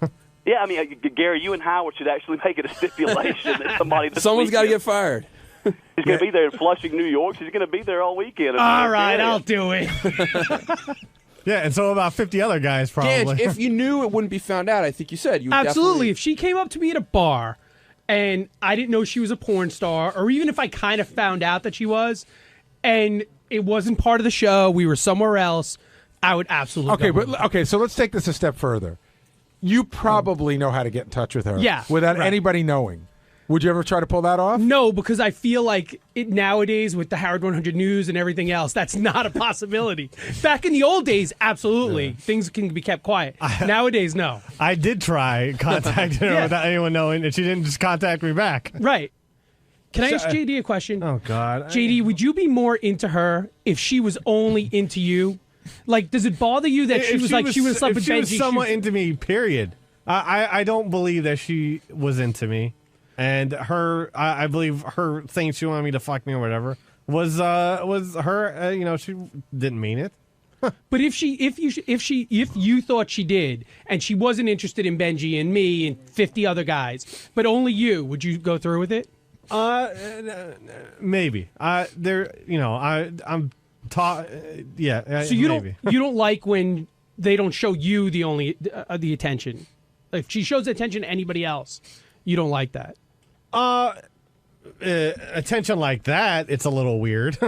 I'll fuck. Yeah. Pete, same question. Something like that. I don't know. Yo. Same question. What's up? Do me a favor, just repeat the question. No problem. Yeah. Would you? I have a feeling that's not the first time in his life he said that. JD is saying that it makes a difference. Like someone asked, well, why would you go out with Ashley Dupree, who was a known escort, who knows what she did She was a before. former escort at the time, by the way. A known escort, and who knows what she did at the time, versus someone like BB, who's just, admits to what she's doing. Is there a distinction between the two for you? Yeah, somebody that doesn't admit it, I'll be more inclined to probably go out with, Whereas someone who openly admits it, that would be a little, I don't know, I'd be a little skeevy towards that, Well, let's say you got together. I mean, the sore thing didn't happen, and you got together with BB. Would it bother you, like, if she went on to the next guy, like she talked about today, she bangs a janitor, she bangs somebody she sees in an elevator. Would you feel, like, protective of her because you had been with her at that point?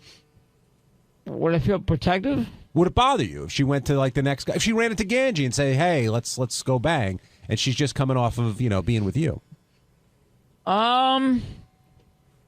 Just sort of, kind of, in a kind of a weird way, yeah.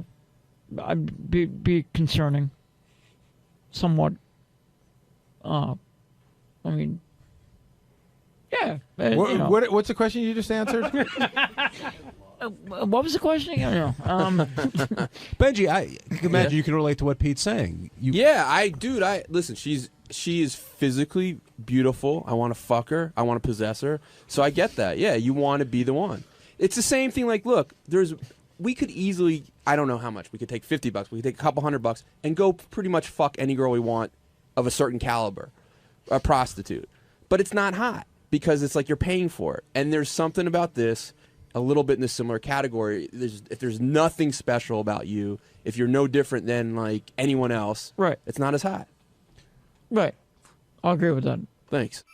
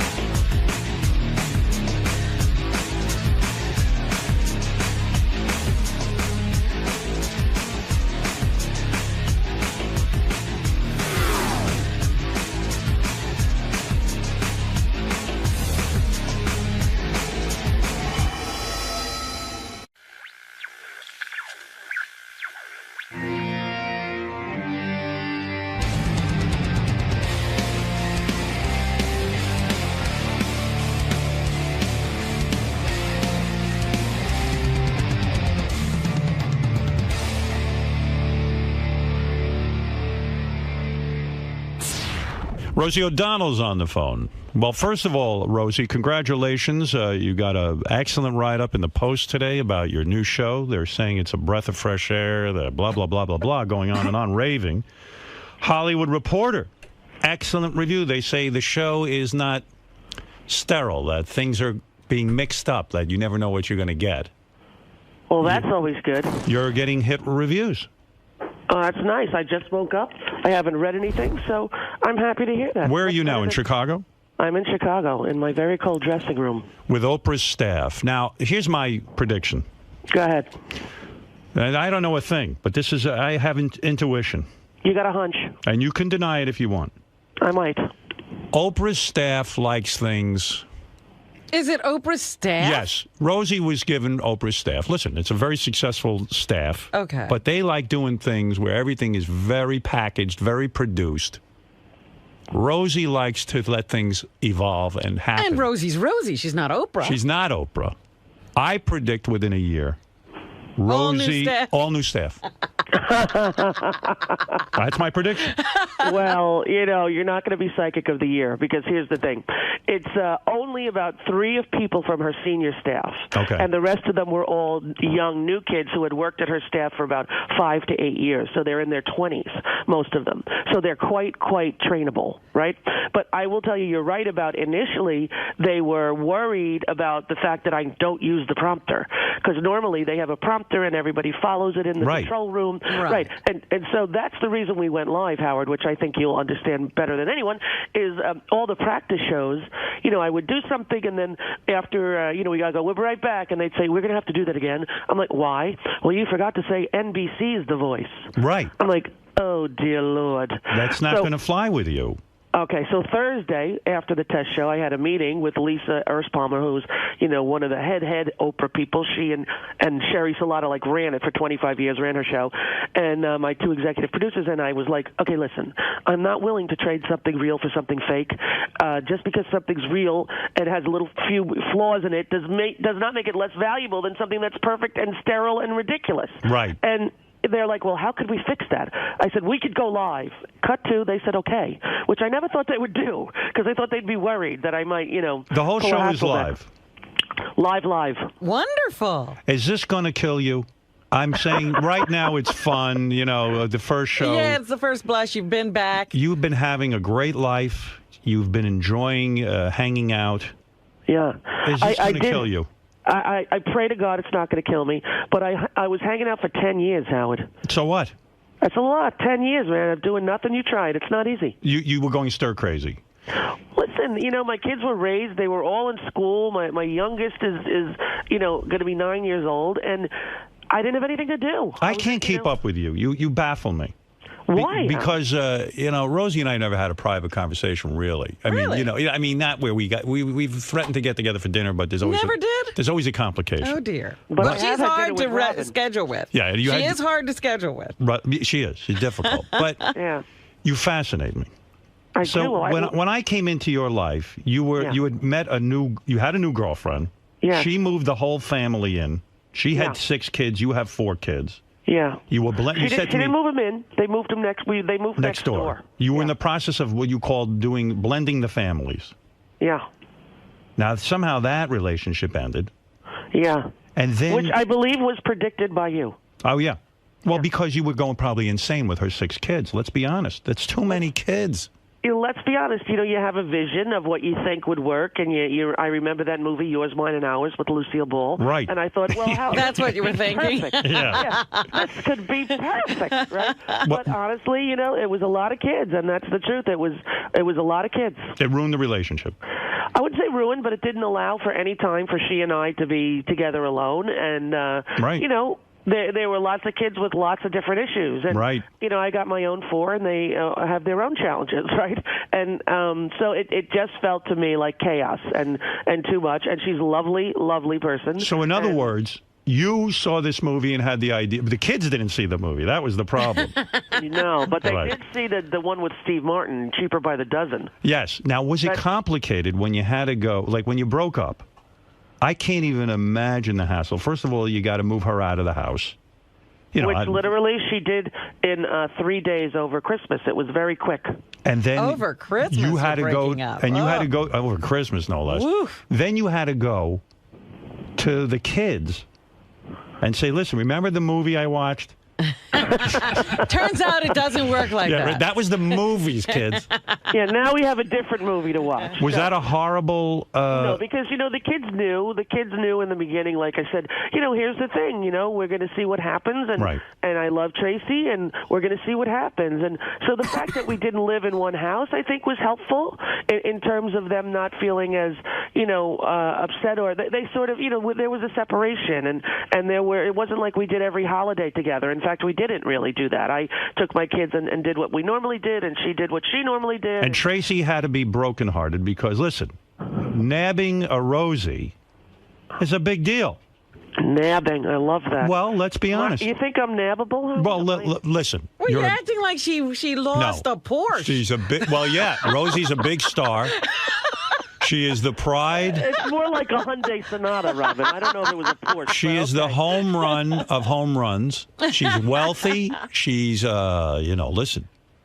She's everything she's a woman. also a good person. Yeah, right. So, when you broke up with her, it had to be, the worst. Well, just so you know, it was not. It was. She made the decision. It wasn't. She said, "This is not going to work for me, and I'm going to go." Well, in other words, you acted so miserable. No, I just knew. I knew fairly early on that a long time future and forever wasn't in the cards, and that I loved her very much, and I care about her kids, and I care about her life, and and what I think we ended up wanting different things. Although in the beginning it was a great, immense love affair, and it's wonderful to feel those kinds of feelings. And I had been in a relationship for a long time. That towards the end was kind of when people are about to divorce, it's a couple years of rockiness, right? So And here's what else baffles me. What's that? Okay, so this whole moving to Chicago thing, I don't get. Now, Parker is in military school, so he's covered.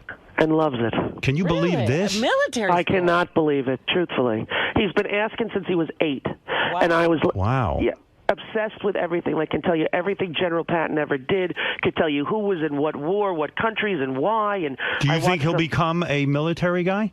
That's what he's always wanted. And, and I was really concerned, to tell you the truth. He's 16. When I left my show, I kept him in first grade twice because I wanted him to sort of, relearn and have focus, and I wasn't home during my, the show. So he did first grade twice. So he's older than most of the kids in 10th grade. He's 16. Most of them are 15. Right. And when bin Laden was killed, he was awake. We were in my room, and I really was panicked that something huge was going to happen. Like they dropped the nuclear bomb, because the president doesn't give a press conference on a Sunday night. Right. And they announced that he's dead, and my son goes, "Oh shit!" And I go, "What, honey?" He goes, "I wanted a shot at him, Mom." And he was This dead is some serious. kid. This is some kid. Dead Now, serious. Here you are, a peacenik, right? You are someone. Totally. And this kid is rebelling by becoming a military guy. Well, that's what I said. I said, how do you piss off your left-wing, liberal, pacifist, lesbian mother? You join the military, But- I'm and like, you were don't the you type- want to stay home and get drunk and have crazy sex with Right. your parents? He's like, yeah, I'm going to do that as well, Mom, but I first want to serve my nation. I'm like, okay, baby. Wow. Doesn't this blow your mind in the sense that you were the type of mother, from what I could understand, that was up this kid's ass? I mean, he couldn't make a move without you. And Yeah, then I'm madly in love with him. And all of a sudden now, he's moving out of the house He's at gone. 16. He's gone. Yeah, it wasn't really all of a sudden. I mean, he's seen every movie about military school and stuff, and he saw TAPS, so I'm partially blaming Tom Cruise. But he saw TAPS, and he was like, Mom, I want to go to that school. Is he into And then- guns? Excuse me? Is he into guns? Well, he'll tell you every caliber. He's never Wow. shot a gun. We don't have a gun in the house. But he knows, like when we're watching a show, he'll go, "Oh, Mom, that's a 15-millimeter CC from a Nighthawk Fire Ranger." He knows everything. Is he into hand-to-hand combat? Does he take karate and all that? No, but he's into football and athletics, and he's Right. He's very sort of cut, and he's like he looks like he belongs in, like when I saw him in his uniform, they had the graduation Right. from the plebe to the cadet, and I was up there 2 weekends ago, and I was stunned. And here he is, like 6'1". He lost 20 pounds there. He's fit. He's cut, and he's so happy. Wow. everywhere we went, like I took him out to dinner to celebrate, and we're at some steakhouse up in Valley Forge, and people in the waiting, to get a seat said to him, "Thank you for your service," because he looks like he's in the Navy. Right. Wow. And Wow. He goes, "Thank you, ma'am. I'm still a cadet, but I will pass on that to the men in the arms." He would say the whole thing, Wow. He called me ma'am once, Howard, and I almost had like an aneurysm. You're kidding. I'm like, honey, you do not ma'am me ever. This It is sounds like disrespectful to ma'am your mother. You're not kidding. This sounds like remember that show with Michael J. Fox? He was like a Republican, but his parents were hippies. Oh, he's not a Republican. No, but In fact, I'm saying he comes from this piece. Yes. You personally were upset that they killed Bin Laden because you felt he deserved a trial. He's opposed to war. You wanted a trial for him. Yeah, I wanted to know if it was legal in the nation, that we live to do this, right? Right. I questioned whether or not it was legal. Is it legal to do that? Right. Right? But he's a Democrat, though. My son said, he goes, Mom, in the whole school there's like 5 Democrats. He said, I get into the greatest discussions about, what's going on politically. And he grew up in a family where we discussed politics at the dinner table. So he's well-versed in what's going on. Here is the turnaround in your life. You left your first show, which was very successful, because you wanted to be home with the family. The kids were young. Right. Now, all of a sudden, you're living in Chicago. You got your one daughter with you. 2 of the daughters are living with Kelly. A daughter and a son. A daughter and a son are living with Kelly. Well, they're doing halftime, right? So the oldest boy, Parker's away. Chelsea's living with me, and the 2 little ones are doing, half and half. I feel like you're free and clear now. With the kids. I mean, I feel you're back to being, She dropped them all. I feel you got everyone sort of in somewhere and stashed away, and then you're running around in Chicago. Yeah, I'm at all the gay bars dancing till 3 in the morning. No, you have a new girlfriend. Exactly, who you will love, Howard. Because remember when you were saying to me, hey, did you have a crush on Beth? And I said to you, when she did The View, and I was like, no, she's too perfect for me. I'd be too intimidated to go near a woman who looked like that. Right. Cut to, I'm in Starbucks, and I see this woman in front of me, dressed perfectly, very Beth-like, right, holding a puppy, and I have a puppy just like it, and I was thinking of getting another one for Chicago, and right, I thought she was a straight 28-year-old, because that's what she looked like, and I start talking to her, and I'm like, And by the way, this one, just so I'm clear, this one doesn't have any kids, right? No kids. Perfect. All right, go ahead. Perfect. Yeah, and you're not having kids with her, right? Not at the moment. All right, but, go ahead. Yeah, so she's holding the puppy, and I'm like, I got a dog like that. Where did you get it? And we start talking, and I said, here's the thing. Were you hitting on her? No, because I didn't think she was gay at all. It's like she's got a Beth vibe, honey. She wears high heels and Prada belts and a lot of jewelry. Like I thought she was just a straight girl. So your gaydar wasn't going wild. Honey, not only was it not going wild, it didn't even register a possible blip. But but why did you start talking to her? Because she was beautiful? No, because of the dog. Exactly, because of the dog. But listen, Rosie sees 50 people a day with dogs. She tells them to fuck off. Why did this one she's all of a sudden talking to? I'll tell you why, because I have a 4-pound Chihuahua, and she was holding a 3-pound Pomeranian. Right. And I wanted to know if it was full grown, because, I can't bring the big dogs back and forth. So I have a little Chihuahua, and my daughter Chelsea, who's living with me here, I wanted to get her a little one so Missy would have a friend and blah, blah, blah. So so when you're talking to her, yeah, does she recognize right away it's Rosie O'Donnell? I think so, yeah. Okay, go ahead. But she didn't say it, And she's wearing a little hot dress, and she's got high heels on. No, she's got like jeans that, your thigh don't touch kind of jeans. Right. Like And she's 28. No, she's 40. 40? She looked 28. Tight ass, big boobs, the whole thing. Honey, you're a dream girl. I'm telling Really? You. Remember in the studio? Who does she look like? Julianne Moore. Oh, my. Yes, red hair, green eyes. So you're talking to her. I'm talking to her, and I said, here's what happened to me. I got a little Chihuahua when I was 33, and the next thing I knew, I had a son. So you're probably going to have a baby soon. And she, told me that she was trying to have a baby, and and I said, oh well, maybe your husband. But she said, oh, I don't have a husband. I'm a lesbian. And I laughed. Right. I was like, I said, that's funny. Bingo. I said, you're funny. What's your name? And she said, Michelle. I go, no, seriously. She goes, no, I am a lesbian. I go, you're a lesbian. If you're a lesbian, you're one of those lesbians for 14 minutes. You're not a real. She says, I've been out since I'm 24 years old. Wow. I'm like, and how old are you now, 28? She said, no, 40. I go, first of all, I thought it was Ashton Kutcher on Punk'd for a minute. This is too good to be true. Well, yeah, and then I didn't trust her for a while. I'm like, well, what do you mean you see. didn't trust her? Because, like I said, I was intimidated by the beauty. I was a little thrown by the, I don't know. Well, Kelly was beautiful, but you're talking about a whole nother level up. Kelly is beautiful, and it's not about levels. It's just about she's very much of a girl. I've never dated a woman who is so much of a girl. feminine. Exactly. So wait a second. You meet this girl in Starbucks. Yeah. Oh wait, here's a picture of her. Oh, yeah, pictures flying in. Oh yes. Yeah, you enjoy that, Howard? Oh yeah, baby. I thought you might like that. I thought of you. You'll bring her over to my more place. More than once. We'll More get than her. once, We'll Howard. get her in a bikini. Oh yeah, she has a few. Oh, look at her. She is lovely. Yeah. Is she wearing a wedding ring with you?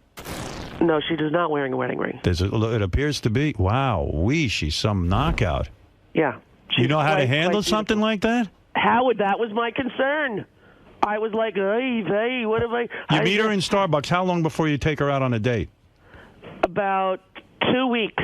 What did you do? because- You started texting and calling? Yeah, my daughter was in the hospital for a while, and so I was going back and forth to the city. What is that all about? Is she all right? Yeah, she's okay, but for my 14-year-old, and so I was in and out of the city a lot for like a month, and so I didn't really have any time. So we talked for like 2 weeks on the phone and texting and emails and stuff, and then That's romantic. And It was. are you burning with desire for her? When well, you I was text? nervous, Howard. I was like nervous. But like, you were thinking about her a lot. And I was also thinking, could she really be gay? But then as we were talking about, her life and her relationships, and I was like very. You found yourself fantasizing about her? Yes. Alone in bed? You touched yourself thinking about her? Well, Howard, I mean, that's okay. There's all kinds of implements you can buy to help you do that. But no, I know. Robin teaches me. Oh, stop. Yeah, well. So, okay. So you're Robin's thinking a smart about her, woman. you're texting this and that, and you say, let's go out on a date. Well, yeah, she said, let's have dinner, Where'd you so take I was her? like, to a sushi restaurant, but in my town, because, I had the kids and we had some stuff going on. So she came up with her puppy. Right. And met three of my children the first day, because what I thought was, if this has any chance to ever be anything, it comes with three kids. It right? was And I clear also- it was a date, though. You introduced the kids right away. She doesn't fuck around. Oh. Because you know what? Rosie falls in love like in a day. Immediately. Yeah, like she doesn't even like date that much. As soon as she No. meets anybody that she's slightly attracted to, she moves them right in. Well, I went on 4 dates. You'll be proud of me, Howard. Right. In the last, since I've been divorced, which is like 4 years, Right. I went on 4 dates with people I did not move in with. So I'd like to have good. a round All of right. applause. All for right, that. so there is But- some discriminating. Right, but when I go on a date, here's how it goes. I go out to dinner, and then if I don't feel that thing that you're supposed to feel, like, oh my gosh, I want to get to know you, I want to sit next to you, I want to snuggle, I want to, Right. If I don't feel that, then that's done. You It's move I don't- on. And that's right fair. away. But that's fair. Right away. You say to them, oh, this was a nice time. I'll get in touch with you, and you never call, right? Well, because I'm a lesbian, they end up texting and we're friends. But I Right. make it clear that, I'm not particularly interested in anything other than that. Women are so good with each other. They're so sensitive that way. Like me, they I would can just be friends. I just would never write the person and hide. Exactly. Right. Well, I used to do that with therapists. Whenever my therapist pissed me off, I would change my phone number and just never call them back. That's healthy. I wish I could learn how to do that. Yeah, that's a good trick. I think you should use that. So you go out on a date. Where do you take these girls to dinner? Because right away it becomes a story. This is in your neighborhood. No one squeals on you. No one says, Yeah, hey. in Nyack it's very easy. You Yeah, know that right. everybody. I've lived there a long time. What'd she wear on the date? Was she wearing no panties? No. She's got some thong action going on, but no, white jeans and a black shirt and heels that I could not believe a human could walk in. And no bra. Oh no, honey, believe me. Oh. She's got the bra underwear matching sets, La Perla, something that she's taught me about. I now have matching bras and underwear, color coordinated, with lace. Does it make you feel good? It does, and Yeah. I'm shocked. So wait a second. This girl, you go on the date, and I know with the way you've described it, you like a nice big build-up sexually. You don't want to just get it over with in 2 seconds. Oh no! In fact, it was Right. not. There was no chance or time. So then after we went out to dinner, all it was a kiss goodnight, and then we With a went tongue. Out. Yeah. Wow. Yeah. Come on, I'm Look 49, at you. honey. Wow. What am I going to do? Peck her on the cheek? No time to waste. There were 3 kids sleeping upstairs and 1 in military school. I couldn't exactly, bound chicka bound. And besides, I was nervous, Howard. Do you initiate the kiss or she does? I did. Well, good for you. Well, I was nervous to do it though. But you knew she wanted it. If she's going all the way up to Nyack, she wanted something with you. I mean, think? yeah. Where does the kiss happen? Out in your front door? No, on my living room couch. I walk in and the kids are waiting because the kids were playing with her dog, and the kids are waiting. Hi, and I'm like, okay, everybody, up to bed. Mom will be up there. And Yeah, but it's 4:00. So they go up to bed. You get her on the couch, and you make out with her. No, we don't make out. With one kiss. That's romantic. This is what I said to the kids. I go, you guys go up to bed. Mommy will be up in a half an hour. And she has since told me that when I said that, she thought to herself, oh, she's not interested, right? That she put her right. But I wasn't. What am I going to say? I have the kids. They're waiting in my bed. No, that's very respectful. Right. So were you burning with desire? Well, I was definitely wanting to kiss her. Right. Oh, and I did. She's a knockout. I'm staring at the picture as you're talking. She's beautiful. She's inside and out. She's so great with kids. She's really lovely. She's smart. She's kind. She's got her own. She's got. So when do you finally bang her? It took a few months, Howard. Few months. Because you like that build-up. Well, I was going back and forth to Chicago in the early parts of the summer to set up the show. Even right before the summer, I was going back and forth, and then second date, you feel her up? No. Just kiss again. We made out. Oh, my God. See, women, when they're with each other, they love a slow build. Oh, you're kidding? And then all the letters about how great the kiss was, and then talking, and then send me a photo. Where are you? And, look at that. Oh, my God. It's romance times 1,000. Did she sext you? No. No pictures of herself over the text with her legs or her panties? Oh, no. Nothing? Well, no. Come on. She's not a skanky hoe. That's not hoe. That's fun. Well, before you even make love to the person, they're going to send you pictures of themselves naked? Not naked, but, a little something. So, all right. So you make out for a long time on the second date. Third date, I'm going to say by the third date, fingers. Now you're burning with desire. No, let me tell you something. Here's what it went from. Kissing to, could you come and spend 2 weeks with me? Right. It was time. So all 4 dates were just making out. Where'd she come to, Chicago? Just kissing. Miami. We went to Miami. Oh, the house in Miami. Yeah, which is really, that's the house. Every time I pull in, I go, who owns this place? Right. Oh, crap, it's me. And when she saw that place, it was romantic time. It was romantic time. But you know what? She's got her own thing going on, honey. What does she do? Money. She's an IT headhunter, and she's one of the most successful people in that field. And that's attractive. I like that. Yeah, she's got a lot of her own money, cash, life. She's got a Beamer. She wears all these designer everything and jewelry. And I'm like, where'd you get those earrings? She's like, I bought them. Sounds too good to be true. Yeah, a little bit. And that's what I was a little bit like going, where am I going to find the trap door? Where am I going to hear, by the way, I was arrested for impersonating Julianne Moore and stealing $50 million. Have you ever dated someone who had that type of personal income and was able to support themselves in that fashion? No. So this is a new avenue for you. It is. And then you say, and then the insecure. In charge of everything. So then exactly, Robin. I'm not the boss. So then the insecure part of you becomes a little more secure because she could afford. She doesn't need your money. So maybe you start thinking she really loves me. Well, I don't think, Kelly didn't need my money. I mean, Kelly comes from a trust fund baby. She was a very rich kid. Good. Right? But, Michelle grew up very similar kind of financial way straight that I did, although she was in the most western part of upper New York State. Right? So is she a Gold Star lesbian or has she been with men? What is a Gold Star lesbian? Gold Star lesbian is a true lesbian who has never even messed around with men. Oh, I didn't know that term. I didn't know that either. And I just coined it. It's 3 seconds ago. Gold Star lesbian. No, seriously. No, she's not a Gold Star lesbian, nor am I, Howard. Well, I mean, you've messed around with some men, but very, very, very superficially. I did the deed more than once. Well, you tried. No, honey, I lived with a guy for over a year. Oh, did I know that? When I was 28. And you enjoyed it? I enjoyed it. You enjoyed sex with this guy? Very much. You didn't want to throw up and go, and you weren't thinking about women the whole time? No, you know what else I enjoyed? Going, to the supermarket with him, before the football game on Sunday and getting, the beer, chips, and nachos and having the cashier say, oh, how long have you guys been dating? And it was all of a sudden to be accepted in the world, not having to have who you're with be invisible and people pretend they didn't know. And, listen, it's a long time ago. It's over 20 years ago, right? So you're bisexual? No, I'm not. I'm definitely gay. Right. but I see a handsome man, I'm not dead. You know, I look at there's a sexy hot guy, I go, look at him. I don't necessarily want him naked in my bed, but I would like him to maybe tidy up around my house. It must be painful for you when you're around me because I'm so handsome. I'm telling you. It must be confusing for you. If I even went close to you, Jeanette Barber would have my head because. Did the guy get you off? I mean, were you able to have an orgasm with him?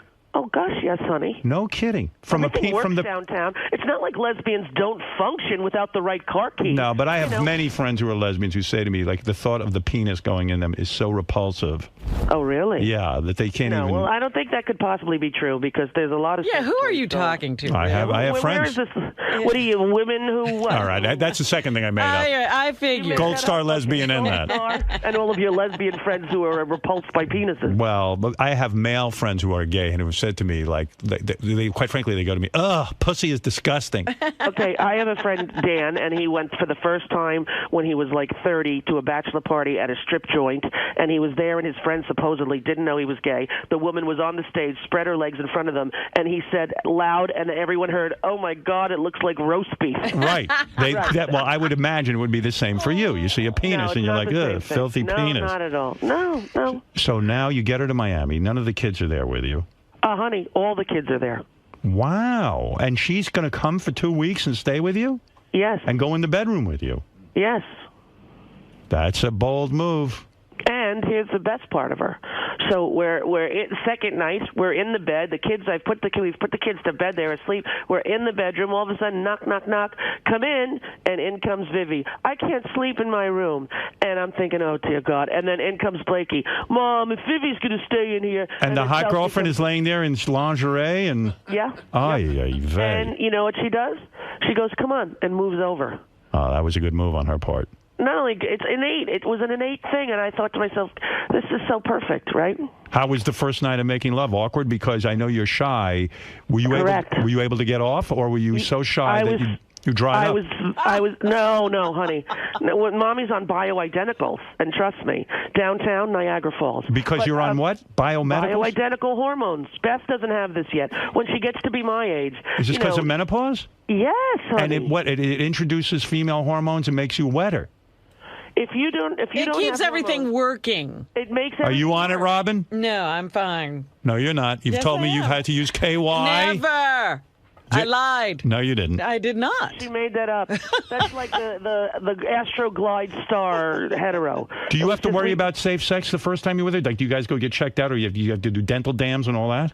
No. Dental dams. Yeah, dental dam. You know, it's very, very rare for a woman to give another woman a sexually transmitted disease. Well, can I tell you what I just read? It doesn't happen. You want to know? You want to know what I just read?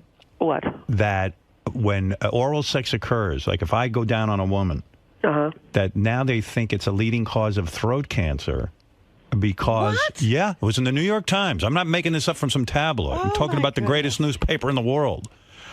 If you go down on a woman and you get the human papillomavirus in your throat, that's different. Yeah, you get throat cancer 9 times out of 10. But that's if somebody has HPV, if they have warts, right? Which I would hope you would notice while you were downtown. Please, what am I go down there with a flashlight? Honey, you could. I have my eyes closed. Warts, they're very. You could feel it with your hopefully very skilled tongue. So you're telling me the first night she comes to Miami. Kids go to bed. She marches herself up to your bedroom with you, and lovemaking begins. Yes, but honey, I was already in love with her. Right? No, I understand you're in love. She's there, but now it's time to physically act out your love. Yeah, right. And so does she remove? Do you remove her clothing one piece at a time, very slowly? Oh no, like Howard, this feels like a Penthouse Forum letter. All of course I can tell it you does. is, let me tell you this. It was really, really lovely, and like everyone else, when you're initially with somebody and you love them and you first have sex, it's kind of awkward because it's a new person and you don't know, and then as you're together, it's it's better and better and better and better. No vibrators? No. Just fingers? Just body parts, just doing it just like you and Beth. Wow. No toys. No toys, nothing. Pure human love. Pure skin on skin. And when she took her clothes off, was it amazing? Every time that she does, it is. In other words, no cellulite. I say to her, you look like a Barbie. You look like a human Barbie. And right? she loves when you say that. That's the thing. Here's something I found out that's shocking. That women who are beautiful, like Beth, like Mish, I assumed in my life that those beautiful women know it. No. And that they... I'm stunned by Beth this. told me last night how ugly she is. Oh, God. I said, thank God you think that, because that helps me to take advantage of how beautiful you are. Well, I can't sort of believe that, I can't believe that they don't live knowing it. I think if you're like the normalish woman like me, right, like chubby and overweight, whatever, you don't pay attention to stuff like makeup and lingerie, you assume that those super girly, sexy, beautiful women walk around with an air of, aren't I the goods, right? Were you ashamed of your body? Were you like, I'm not good enough to take my clothes off, let's put the lights down, I don't want you to see me? Yes. You were. Did you keep your shirt on? Do you keep your shirt on? Oh, no, honey. No, it's not like ashamed, like, oh, don't look. But, listen, I'm 200 pounds. She's 100 pounds. Right. I was afraid I would roll over and smother her in the bed. I didn't know. It was like, honey, be careful, because I don't know if you're used to be, but she's so... Do you suck in your stomach? Do you start to worry, like, hey, I'll try and look good here, and like, I'll try to look Next time I'm fitter? there, I will actually show you my stomach, and the sucking in hardly even helps.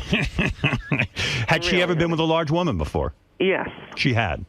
Yes, she's been, she's had, she's not invested in it's not about looks for her, which obviously. Yeah, right? same with Beth.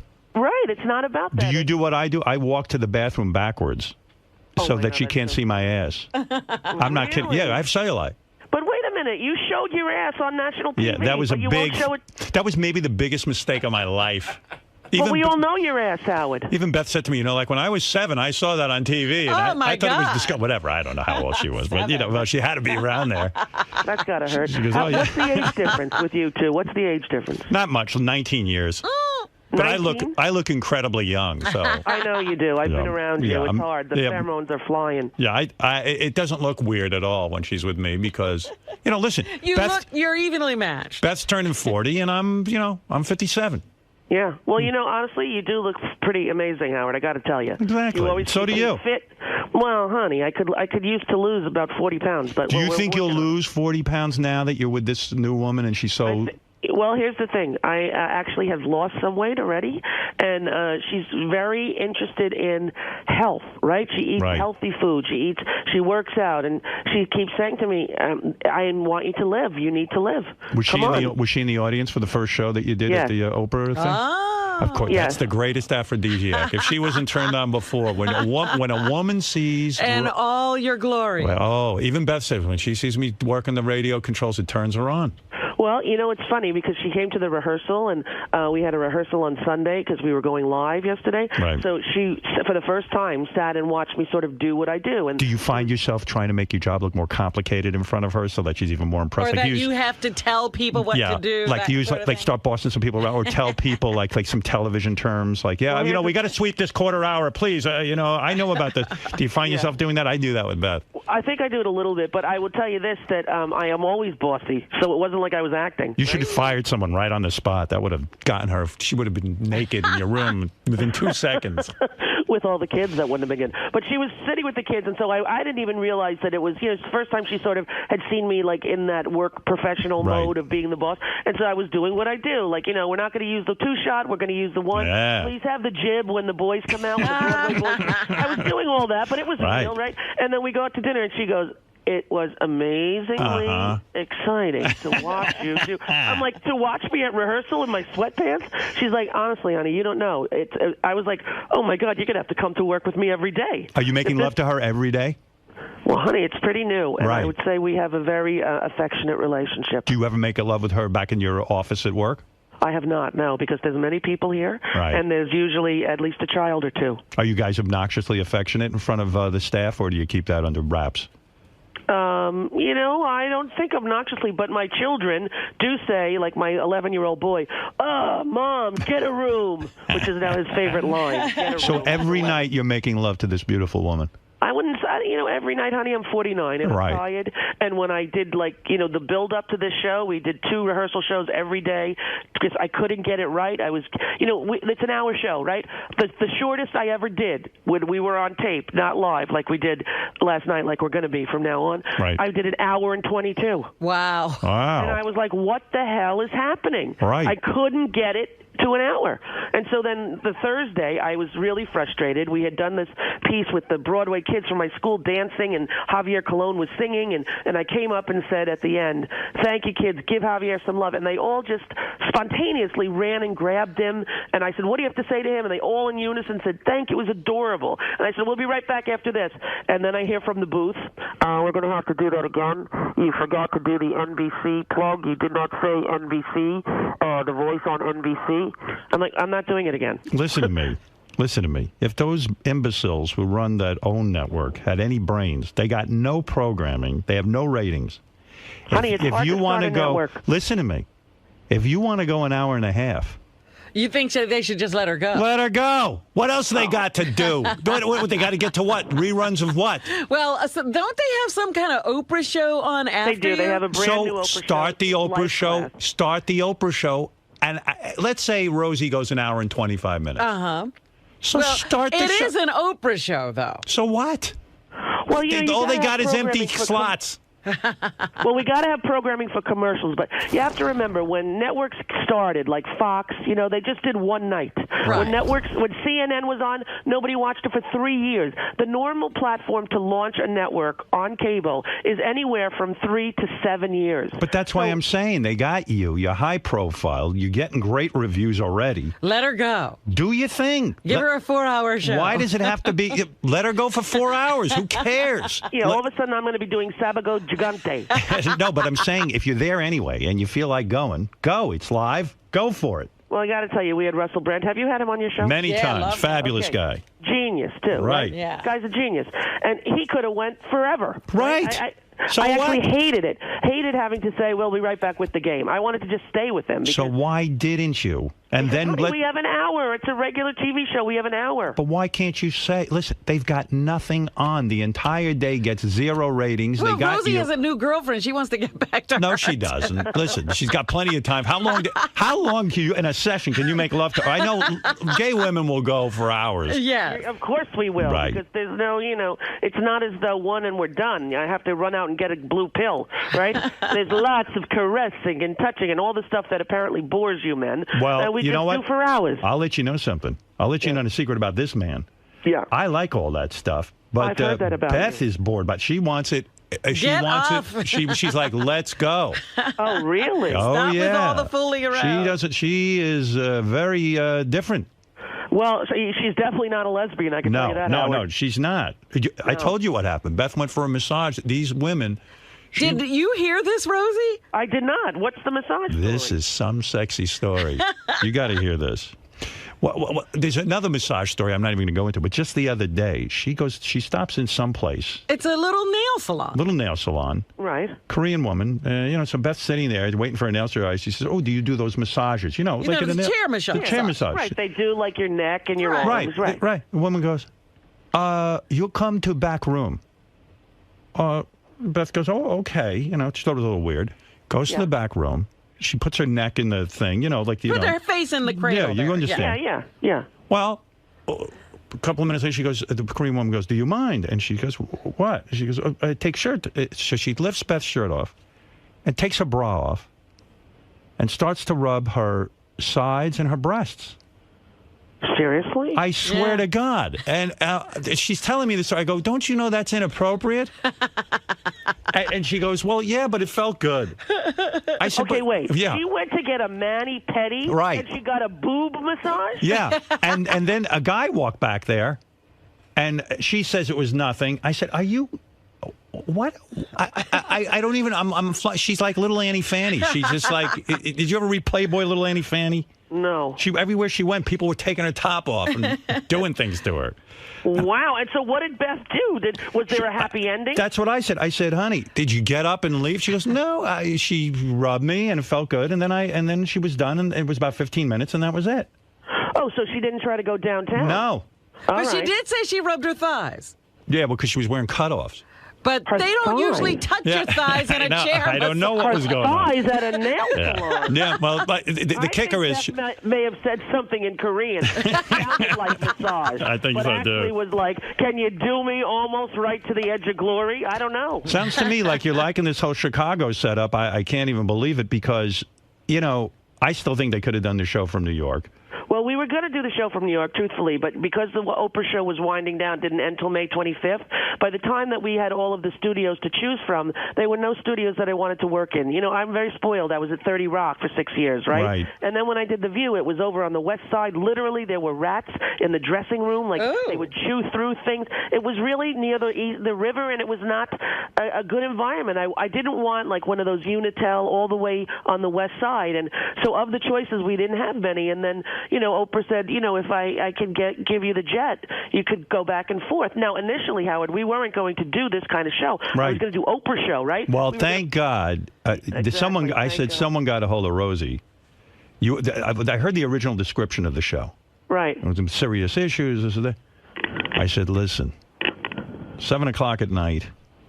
People want fun. Have some fun. Have some fun, for Christ's Right, well, sake. we were originally at 4 o'clock. We were going to fill the spot that she left vacant, 5 million women watching, right? That was the goal, was to do her show with her staff at 4 o'clock, bulk tape a bunch of them, be here for 5 days, be home for 15 days. Right. Be here for 5 days. That was the original plan. Then around July 4th, they said, we're going to put you on at 7 to launch into the new nighttime programming, because there's all new programming that started yesterday, right? So I was like, well, at 7 o'clock, I can't do a 1 hour single topic just for that reason. You know, if it worked in Fringe, they would put all those shows on in Fringe. It doesn't. It's game shows and entertainment, and that's what people want. Yeah. And so I was lucky, I think, because I don't think I would have been good at that other one either, Howard, because, you know, I get pissed off about things that I feel are unjust. Right. And then I'm not entertaining.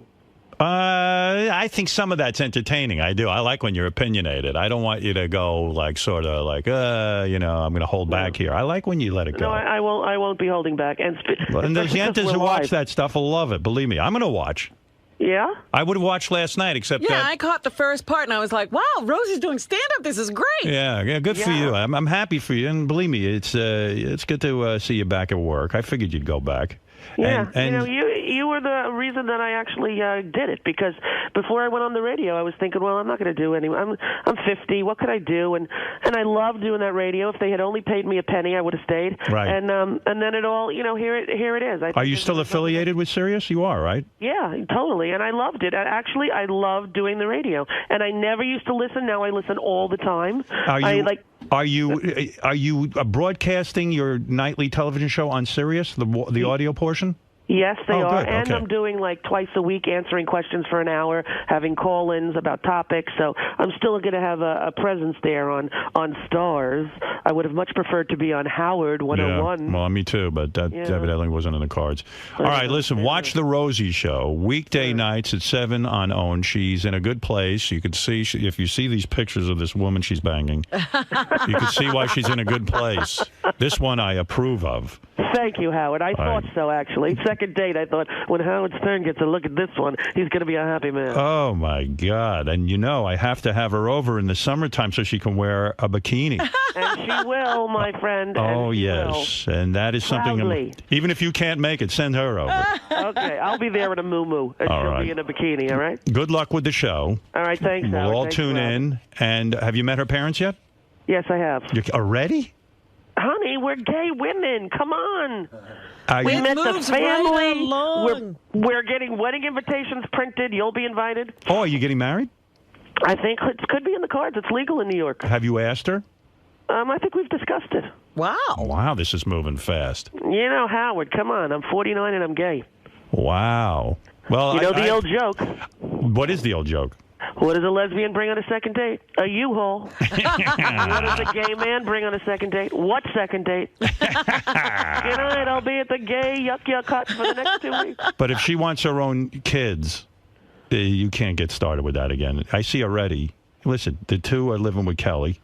Yeah. You got the one with you. You're downsizing.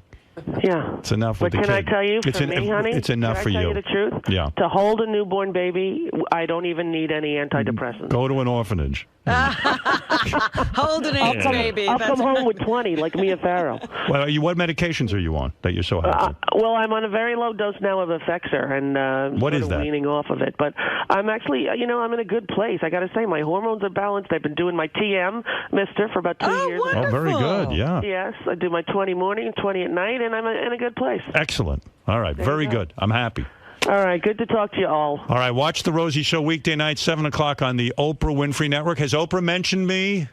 Oh, yeah, we talk about you often. I bet you couldn't have me as a She guest. probably doesn't bring you up at all. I don't think Oprah would let me on the show as a guest. Will you come Listen. to Chicago? No.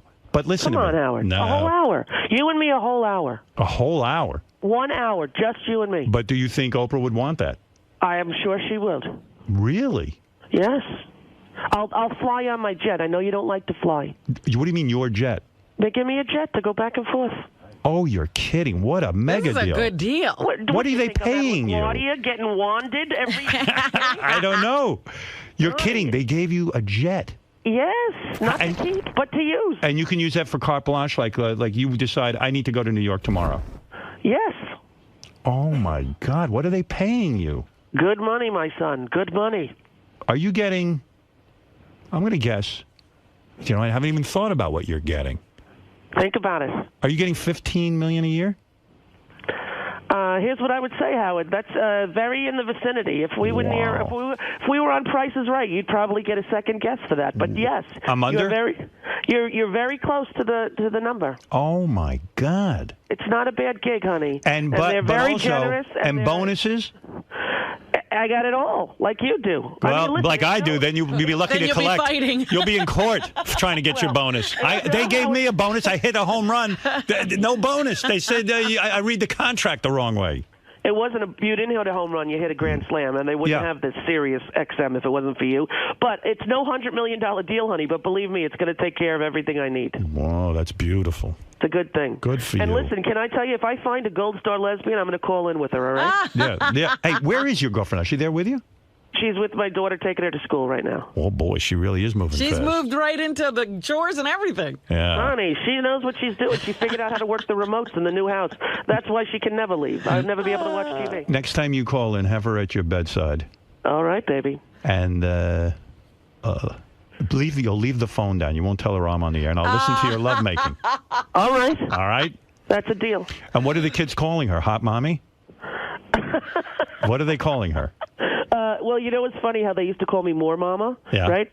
She said, what name do you want them to call you? And she said, how about Mini Mama? I'm like, that's pretty funny. But it's cute because, like, my daughter, she drives my daughter to school, Chelsea, and Chelsea brought her into the school, and everybody's like, who's this? And she said, it's my stepmom, right? Which was really touching and beautiful. And it's good. It's all good. She's really lovely. And we will all have dinner, I swear to God, and we'll make it work. You will not go to the Hamptons every weekend. Right. You will meet me in the city. No, I'm looking forward to it. And I'm looking forward to my taking... treat. Thank you. And I'm looking forward to a private jet ride. Honey, you say you're in. I'm flying you. We're doing it. And you're not catching any gay vibe from Oprah. You still claim she's straight. I not only that, I'm positive. Positive. I'm telling you, I'm 100% positive. All right. That's all right. Very good. 100%. You know, but your Then gaydar again- can be off. We've Right. just I was learned gonna that. say, then No, again, you don't know. the woman Rosie- I'm sleeping with, I did not think was gay either. Rosie No, hit on Oprah. That's right. And she wanted to find... I asked her to do it. Oh, God, Howard. Hey, by the Now way... you'll never be on the show. Shut the hell up. Here's something we can talk about sometime when we get together.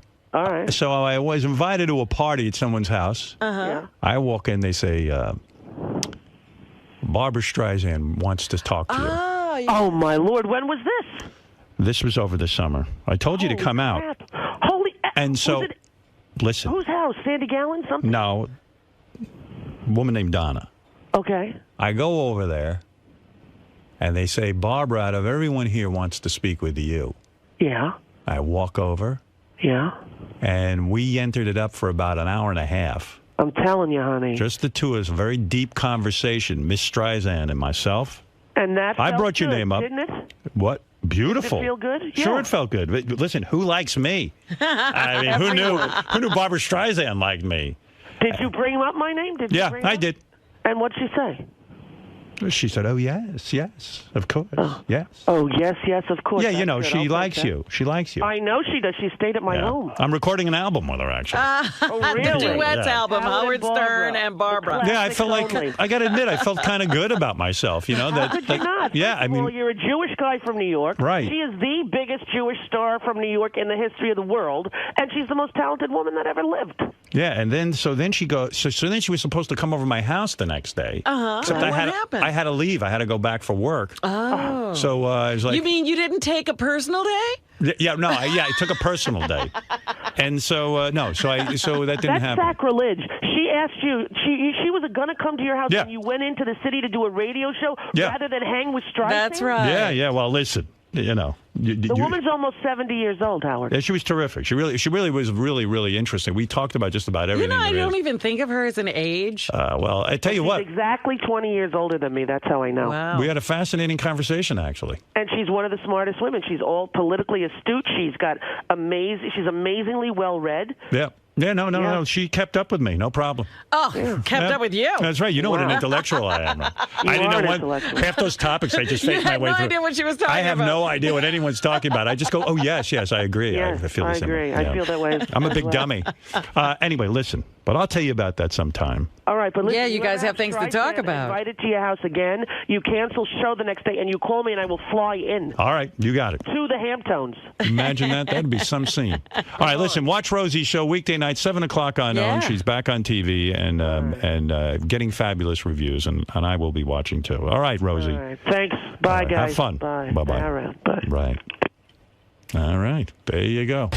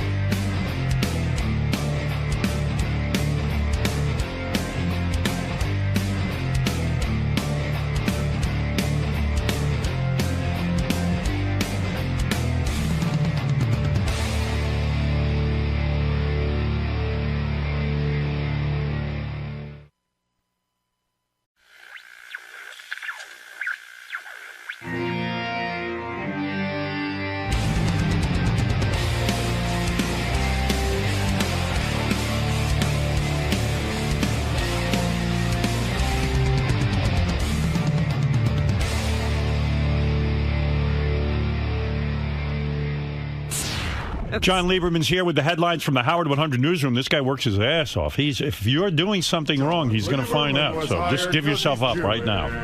This guy's a hard-working, hard-hitting journalist. Yes, John. Scott the engineer has once again been approached by the Professional Bowlers Association to play in their upcoming World Series of Bowling tournament.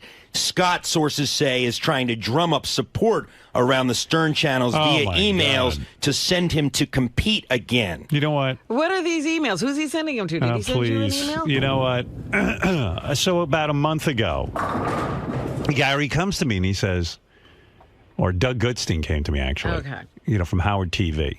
And he said, hey, Scott's been asked to go bowl again, the PBA tour.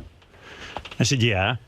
He goes, well, last year we covered it on Howard TV, and, what do you think? Do you want to do it again? Scott approached us. He'd be interested. I said, look, let me think about it. So I'm thinking about it. I go, from what I remember, I watch Howard TV. It wasn't that big. It wasn't that interesting to begin with. Scott stands there like a lummox and bowls, and he bowls okay. He didn't do great. He didn't do bad. He just was boring.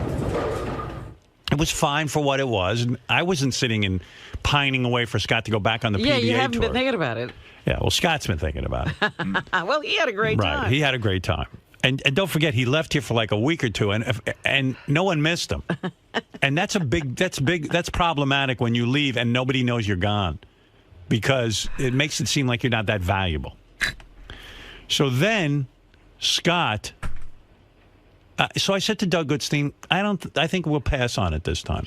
I said, I don't see the merit in it. Right. Well, next I guess they told him no. And Scott's sort of having an inner tantrum.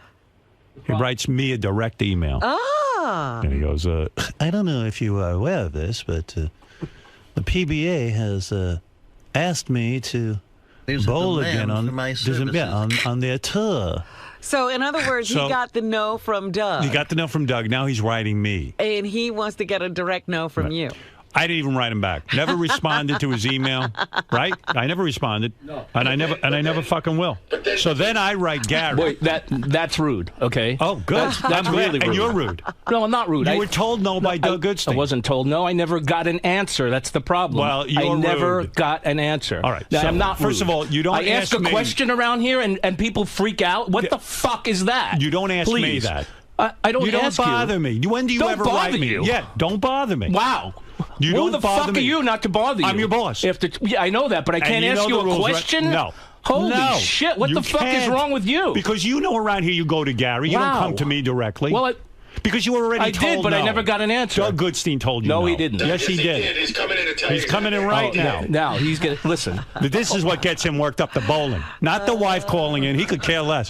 This is what's going to get that's him worked another up. fucking issue. So, but Doug here's told... No, here's my issue Mr. with you. Trader over here. Throw anybody under the bus he can. Here's my issue Doug, with you. Doug, you never gave me an answer. After I wrote no to you, Doug, what happened? Did you tell him no?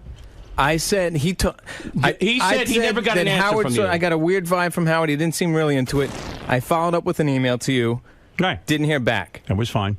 Scott, Yeah, so did he I not so tell Doug, you? So listen, Scott knows around here. You don't bother me with your shit because I don't Listen. like saying no to anybody. That's right. And you go, yeah. Well, you So were, say you were, no. because- Instead of a no answer. No, you go to Gary like you do on everything I else. did go to Gary. Do you ever write me once asking me Gary- about your job? Gary do you never ever came ask back me to about me. what you should be doing every day in your studio? No. You Gary go to never came back to me. You want to bowl so bad you're throwing a tantrum. Well, I'm not throwing So a listen tantrum. to this. Listen, this is what matters Listen, to him. So I wait, I'm not done.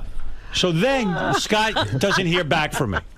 Because he knows what that means. I don't write to Scott about his personal bowling. We have meetings for that. Gary, he has a conduit to go to Gary. He can go to Doug Goodstein.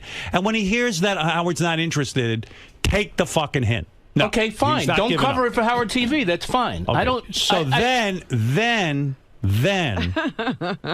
didn't. he gives Wait up a on minute. me. Let him- yeah, he Tim did. comes to me. Ah, he went to Tim. Yeah, he's going to everybody. Came to me, right? And then we discussed it, and I said to All Tim. right, so Gary then comes to me. So Scott knows So what to do. you still getting questions about this. Well, wait a second.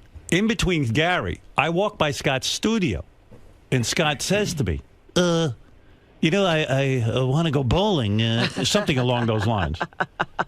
So I had just come off the air. My head was fucking spinning. Hey Howard, Doug sent you a thing about the bowling tournament. Yeah. Do you have any problem? I can't deal with it now because I just want to take a break. Go ahead. I'm sorry. I'm going to talk to Tim. I'll talk to Gary and find out what's going on. Okay. Thanks. All right. Appreciate it. Quite frankly, I was thinking about it. If there was any merit in it, if there was anything good for Howard TV or on the So radio. you're still considering it? Yeah, I was thinking Just about don't it. bother you. I was thinking about it, but he's bothering me as soon as I get off the air because he wasn't satisfied that I didn't answer his email. But he's already gotten a no from Doug. Gary he went to. So Gary comes to me, and I said, you know what, Gary? I like Scott. I got nothing against him. He wants to bowl. Let me think about this. I sat in my office and wasted 20 minutes of my time trying to think if there's any fucking reason I need this guy. And I still was saying, oh, what the hell? So then, I don't know. Gary then, I talked it over. We discussed it, and then you said, you know what? We need him here. Right. So then Scott had come to me, and I said, Yeah, I mean, he's got a job. But I said you should talk to Tim. So Tim sat him down and said, no. Did Tim tell you no? Nope. What did he say to you? Tim told me he told you no. You know? What did Tim say to you? Tim came to me and said, as a friend, and first of all, he's not my friend. Okay. I'd like to give you advice. All right. What was his advice? Drop the bowling issue. Well, that's Okay. what does that say? So what happened? Officially, that is not an answer. Scott, I told you that 3 weeks before Tim told you that. I Okay, said just everyone's drop it. nicely saying to you, So no I one cares if you bowl. I dropped the bowling issue. Well, then he comes up with a new plan. He goes, I want to take my personal time. So I get a memo from Tim and Gary. Scott is now saying he wants to take his personal time to go bowling. I said, oh, you mean when he has his vacation, it coincides with bowling? I said, that's fine Well, with me. unfortunately, it doesn't coincide. Right. Unfortunately for you. Yeah. Well, that's what I'm... Right. So I go, oh, that sounds okay to me. I go, you mean during his vacation? They go, no. He wants to take his own vacation, set up his own vacation, and go bowling. Uh-huh. I go, well, is he needed here? Because if he's not needed here, why is he here anyway? I said, do you guys need him here? They go, yeah, we need him. So I said, well, then there's no issue. Forget the fucking bowling. I want to go shoot pictures today for my photography. Things I could be doing today that mean I wouldn't be here. The only reason they're asking you to bowl is because you're on this show. Leave the show, quit the show, and go off and become a professional bowler. What are you waiting for? What are you doing? You're nuts. You're going to go campaign? You see how hurt he is? This matters to him more than anything. I was trying to get an answer from somebody. What do you think the answer is? An answer. 3 guys told you, drop the issue. I love it that he says Tim is not his friend. Tim tries to give him some friendly advice. Right. And Tim says, drop it. And he goes, that's not an official answer. So the show, you don't want to cover it? That's fine. We don't want to cover it. Nobody cares when you bowl. Good. That's fine. Unless you're bowling when do you feel like you have an answer now? Or do you need me to sit down with you? Well, and obviously say no? you don't want me to go, so that's the answer. You gave me the answer. Listen, you gave me the answer. I want you to have everything in life you should have. I get it. But you got a job. Listen, you're not 12 years old. No, I'm not 12 You got years a old. job. Okay, so... Either you're needed here. I do asked have a job. around. I said, does anyone need Scott here? They told me yes. I was shocked. Oh, wow. As much as you are. Yeah, right. Isn't it nice that people need you? Very nice. So that's more important than going to fucking bowl. What is it? Is there some free time you have that you could participate in this a little bit? No, unfortunately, it happens during a week that the show is here. Oh. 3 days, Well, there you go. So there's your answer. You can't bowl. Okay. Wow. I got an answer. Right. I was looking for an answer. You didn't have an answer. You got 5 answers. You got 20 answers from 20 Doug people. never gave me an answer. Gary never gave me an answer. You never gave me an answer. What did Doug Tim, say to you? Off the Doug record. said, we're not interested. Tim said, hey, drop the bowling issue. No one's interested. Gary said to you, it's not going to happen. Okay, so fine. What answer were you looking for? As far as writing me, the one time you wrote me a personal note is to ask about bowling. I don't know whether you're needed around here for bowling. I mean, it's an outrageous question. I don't have anything to do with that. Gary around here answers all of your questions. Okay. That's the pack. All of a sudden, you break protocol around here, but I'm bowling. Meanwhile, you got the answer from 20 guys. I went to Doug first. I didn't go to you. You went to Doug. And you he went gave to you Gary. an answer. Doug showed interest, and he said it would be a good follow-up. Right. Okay, that's Doug. And I told Doug he's out of his fucking mind. Because we do the behind-the-scenes show now. It'd be more. Scott. It's boring. Okay. Watching you bowl is like watching paint dry. You get it. My I get fans it. I get who it. pay for Howard TV don't want to sit and look at your fucking bowling. I get it. I know this. Listen, I'm sorry. I want to do something today, too. I don't want to be here today. What should I do? Who am I going to cry to? Really? Then I was just asking for some personal time off, 3 days. Listen to me. Personal time. I want personal time. Oh my God! You really do? Yeah. Okay. You don't get it. You still don't get enough. Scott, can I have? No, I don't. Really? I want more personal time. Can I have it? You can have. Obviously, you're laughing about my personal time. Your personal time matters. Mine doesn't. I didn't say it doesn't, but personal time. I said to Gary, I never heard this around here. What is personal time? It's vacation time that I get from the company. No, wait a second. I said if it's Scott's vacation, of course he can have it. Well, it's vacation time. But I heard time. that you have scheduled vacation. It's not right. And Gary explained this. Explain it to him again. Okay. Personal vacation time is vacation time that you get. We've all agreed, since we've all worked here, that we all take vacation together. Otherwise, it's anarchy. I do that. Personal days. Here, you know what personal days are for. You're like a factory worker, but you know better. Personal days are for a funeral, a family emergency. Not to bowl. Not to bowl. That's not a personal day. That's why I was asking if it would be they told you no. I know they told you no. I explained what I got. The answers I got. What do you think the answer is? Did anyone say yes? No one said yes. Did anyone say it was a good idea? Did anyone say, I think this might work? Tim said to you, I would drop this if I were you, Scott. Your boss, your direct boss said, I would drop this. Listen, I got news for you. I'm going to give you some advice. As your friend, I consider myself a friend of yours. Maybe not Tim. Maybe you don't consider him a friend. The kind of passion you have for this bowling is the passion you should have for when my equipment breaks. I do. Okay. That's what you should be excited about. Forget bowling. Bowling is for going once a week with your friends. You get a little drunk. You get away from the wife. And you sit there and you throw that stupid ball at those dumb fucking pins. Right. The way he yelled at you, Howard, when he walked in, I wish I heard that tone of voice when Lady Gaga's microphone didn't work. Right. You'll never see him erupt. Except for he erupted. Yeah. Oh, the bowling. Well, I never got an answer. That's what, But you did. You got an answer. You didn't want to hear what you heard. He said, drop the bowling. I said, okay, I'll take. So you didn't let me take a couple of days off. That's not dropping it. A couple of days off to go bowl? So what happens when an emergency comes up? So are you needed around here or not? Yeah, I'm needed. You are. So then how can we let you go? Okay, I got the answer. Right. But also, Howard, suppose some emergency now comes up and he needs a couple of days. He already took him for bowling. Yeah, but that was good for you guys. You talked about it on the air. I remember when he was bowling the last time. We talked. Then they call and say, we want to get on the air with Scott. And I go, you know what? I'm not even that interested in getting an update on him. I remember your exact words to me when we discussed it was, you go, Gary, I remember seeing Scott Bowling show, and I don't remember it being stellar television. It was good once, but I don't think it Quite merits frankly, doing it again. It was boring. Well, you should get Greg in here. Greg said it was the most boring week of his life. He said they shot like 80 hours to get like, and my 10 point minutes. is, I want to do a Robin dating show. I can't get a budget for that. No, please send Scott. Oh, no. to go bowl. No. Well, you know what I mean. Well, everything was paid for. It wasn't. You didn't have to have a budget. No, I understand that, but my guys, they get paid to sit there and stare at your ass for 80 hours. In other words, the crew has to be paid. Right. Okay. Yeah. Not you. Look, Scott may have a future in bowling because the PBA CEO tells us his skills have impressed the other let bowlers. me tell you what impressed us. All right. Here's what impressed the PBA. When I talk about it, they get attention. Nobody pays attention to bowling until I talk about it. It's got nothing to do with Scott. They're not looking for... If Scott wasn't on this show, there'd be no bowling. Why didn't they say, quit, Scott, and come on the tour? Well, they did invite me, even if, I said... Well, there you go. They invited me without coverage. Yeah, they said, if Howard doesn't want to cover it, you're still welcome to bowl. So go bowl. I can't, because I... you got a job. I'm so sorry you've got a job. Then I asked for Scott, I'm so sorry for the days off. Robin, do you have anything you want to do? It's just... I'll tell you what I want to do. Let me What do you go want now. to do? I can find something It was to do just a that's other question. than- Everybody freaks out from a question. Should Robin leave now? She's got something she has to do. She doesn't want to say what it is. Okay. So for Whatever. female thing. Whatever. I'll tell you what I want to do. I was just telling John Hine this. I've always wanted to go to the Super Bowl. Always wanted to go. It's on a Sunday night. Go ahead. Okay, so I've investigated it a million times. About 4 years ago, I actually got a friend was going to let me jump on his private jet home from Phoenix. Go ahead. But I still was nervous about when we'd land, so I found out we were going to scheduled to land somewhere between 4 and 5, and that made me nervous. So I spoke to the guy that runs all the private jets in the country.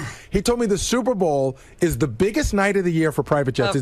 There's at least 300 in whatever town that's in. Mm-hmm. He said, you should land at 4, but I can't promise you that you will. So I said, I can't do it. Right. I got to be here. That's right. You missed out on the Super Bowl. I can tell you something I've been trying to do. I want to go to the Australian Open. We're working during that time. Why don't you go? Take a personal million day. miles away. I could never get back. You know, Scott, which way do you want it? Do you want to be a player on the show and be important on the show? Or do you want to play it that you're so inconsequential that you can leave? Like, if Robin said to me, listen, Howard, I love the show and everything, but I've got to see the Australian Open.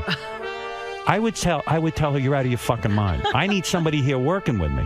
Okay, I got an answer. I'm not bitching about. You had an answer 20 times ago. Can I just say one more thing, Howard, just for Scott? And I do mean this as a friend. You know that you've been butting heads with Tim and management about stuff here. Do you think when stuff like that's going on, it's a good time to say, can I take 2 days off when you're trying to show them your importance here and that we do need you? He wants it both ways. I'm unimportant. I'm important. No, I wanted an answer, an official. But yes, writing no. me is no offense. I'm not trying to sound like some kind of asshole, but you know what? If I work at Microsoft, let me say something. I got a brother-in-law who works at Microsoft. He doesn't have Bill Gates' home email, and he doesn't sit there and fucking hassle him. You understand what I'm saying? I understand that about his personal days. That's something Gary handles here. That's his job. Okay. I wouldn't have Gary if I want people contacting me. What do I need him for? Those big teeth. Wow, I had no idea. Oh, you don't even know what goes on. You're protected. You were off in England during the death of Steve Jobs. You're protected from assholes like me. You're not an asshole. Sorry, I asked a question. I mean, that's all I was trying. That's all I was trying to do. Was ask a question. I want to be home with my wife. I mean, okay. All right, you know. By the way, how'd that go when you got home last night? I'm not making any comments. Yes, he is. Really? It wasn't good? He is a jerk. We asked him about it first thing this morning, and What'd he was say? stoic. He said, everything's fine. I said, did you sleep on the couch? That I'm interested in covering. Well, of course. Yeah, can we send some cameras there? I said, did you sleep on the couch? He's like, I never sleep on the couch. I was like, well, did you sleep in a different room? I sleep in a box in the garage. What did he say? He's the Lord of the Manor. Of course he is. said the floor was a little hard. I am the king of my castle. You had to sleep in a different room? No. Oy vey. Well, what was the problem? I slept in another state. The problem? Yeah, was there a problem? You didn't do anything wrong. Well, no, I didn't think so. I mean, people piled on in the wrap-up show too, and I don't know anything about that. Ralph and Richie, and so that I didn't think was fair. So yeah, I mean, when you get involved with people on this show, right, things can go wrong. Right, absolutely. But you're not to blame. Listen, your wife decided to call in. Who told her to do that? That was crazy. I love when if your wife called in every day, I'd be happy. I know. Then you could go bowl because then I'd have her. I wouldn't be happy. I'd hire her in a minute. I wouldn't be happy. Right. But people on the wrap-up show suggested callers that I didn't defend my wife. Oh, really? I thought that, Well, how are you supposed to defend her? She was doing fine on her own. That's what She's I said. a firecracker. That was my answer. She didn't need you to defend her. Well, I defended her when I thought she needed defending. When things got a little out of hand, I said, they accused her of wanting to leave early. I said, that was me. I had to leave early. Right. Wasn't her. She didn't have anything to do with that. You're a beaten man. You can't bowl, and you got to go home and got to go to listen Vegas and That's bowl. right. Please. Yeah. So she was mad at you, but why was she mad at you? Who knows? She was a little upset. But did you argue or you just gave up? You know how it goes. Right. I'm not gonna, I'll go straight to the attic. I'm not gonna. Listen. Listen. Please let me go bowling. I know you love. I know you love bowling. Send me away for a week. I know you love bowling. I do. I know you do. Yeah, I do. And but listen, the Howard TV guys told me it was the most boring for week them. of their It was lives. boring. The TV show to me was boring. Okay, no offense. that's cool. I mean, watching you bowl. I'd rather watch Wendy. I'd rather put the resources into Wendy the retard bowling. If the PBA wants to put her on that tour, yeah, maybe I'll bring them out there. Right. But, no, I get it. It's not exciting. It really. I mean, it's That's terrible. why bowling is having a problem. I mean, but if you're asking me, and I don't like to get involved in this, but I would rather have my engineer here with me than hear that you're off bowling, which I can't really do anything with. Okay, that's fine. It would be another thing if you were top of the PGA Tour, and if you don't go, you're going to miss $100 million payday. And you know what was weird? Like, the whole premise was that, like, Scott's a good enough bowler that maybe he'll win the whole thing. No. Not only didn't he win the whole thing, like he wasn't even qualified. He was just sort of at the bottom. He wasn't the worst bowler. He wasn't a great bowler. It was just such a disappointment on every level. I'm not going to win the whole thing, obviously. Those guys are so good that, I mean, it's. Well, we know. And you're boring, and it was that's boring. the only reason to take time off if you're the greatest. Like, if Scott was bowling naked, okay, then I could see it'd be funny. All right, well, we can work something Once. It doesn't take 80 hours to cover that. Believe me, no one wants to see me naked. The words bowling and boring are almost identical, except for 2 letters. Think about it. I've thought about it. Oh, when I got that letter, the email at home. Your hair must have stood on end. I was just like, oh, shit. This fucking guy's asking me. I know I told Doug no, or I was thinking about it, but now I've got a personal email. And then right after the show, he comes up to me. Hey, did you get my email about bowling? And I was like, Scott, I'm on it. I'm aware of it. Someone will get back to you. What is it that gets into people around here? No, I was being pressured for an answer. They know that they're irritating you. Right. But they do it anyway. I didn't want to irritate because they know him. I'm a nice guy. Most guys would just fire him. That's right. They were just like, they'd say, listen, get him out of here. Yeah, he asked a question, get him out of here. Right. No, I it's appreciate not, you can ask me anything you want, but when it comes to that kind of stuff, that's Gary's job. You know what Gary's job is. I appreciate you value me as an employee, and you want me here. Yeah, that's right. I get it. Yeah, what are we paying you for? No, I get it. I understand, and I'm grateful for that. Right, so go get to work. Okay. All right. Thank you. Thank you. Yeah, leave it there. Yeah, leave it there. Get to work. Get passionate. You don't know what goes on. And you saw how he came in? The way that was amazing. It's been festering. Like Uncle Fester. He looks like an answer. He looks like Uncle Fester, and he was festering. Everyone.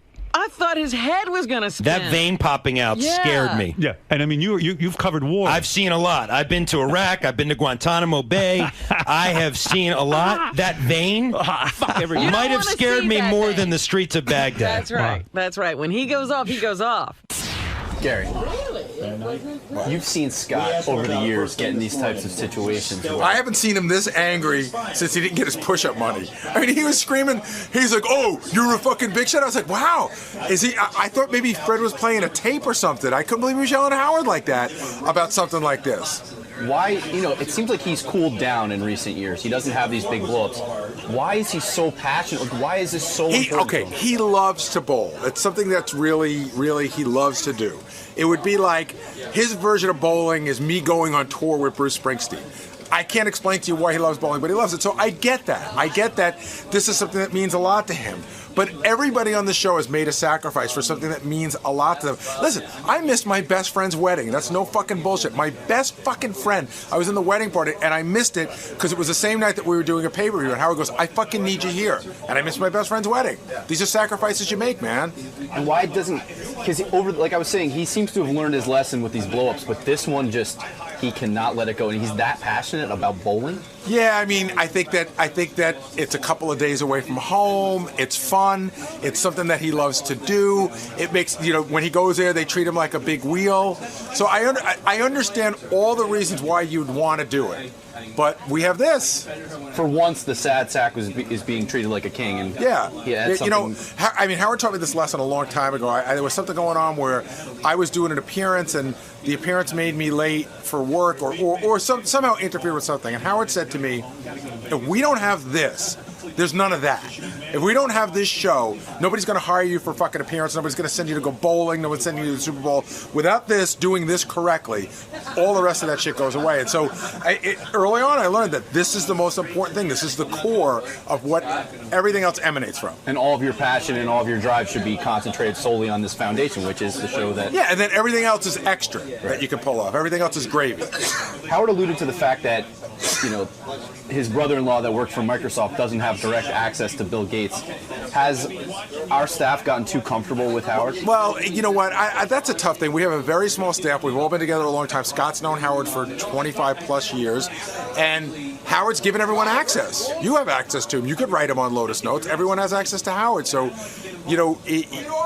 I wouldn't have done what Scott did, but Howard shouldn't be too surprised when that happens. If you're going to give people access, people are going to abuse it. Howard thinks when you give people access, everyone's going to think like him and respect it. But everybody doesn't respect everything in the world. That's the problem. So Scott's not necessarily so far off base or so wrong for emailing him directly, but... No, I think he's wrong for doing it. I think Howard should be surprised. I don't think Howard should be so surprised about it. And he's also needling everyone around here to begin. I mean, this is where... Oh, my God. Yeah, no. The news department said to me, everybody knew what was going on. I mean, Scott went to the news department basically drumming up this story so that this would happen, hoping that it would be, let's let Scott go bowling. And now that it's come on the heels of the fact that, his wife was on the air yesterday, it's kind of like the perfect storm for Scott's anger. Well, I do understand why he wants to go bowling. You know what he was doing to me? For weeks, he would try to guilt me to doing more after I said, dude, the door's closed. Just drop it. He would say, you really fucked me. You know how much this means to me? Like, you need a thanks. But how did you fuck him? You asked? You didn't make the final decision. No, I told him he didn't want to hear my advice. And my advice was to drop it. I said, listen, I don't understand why everybody was afraid to just tell him flat out no. He came to me. No, he came to me. Just drop it. Here's the thing.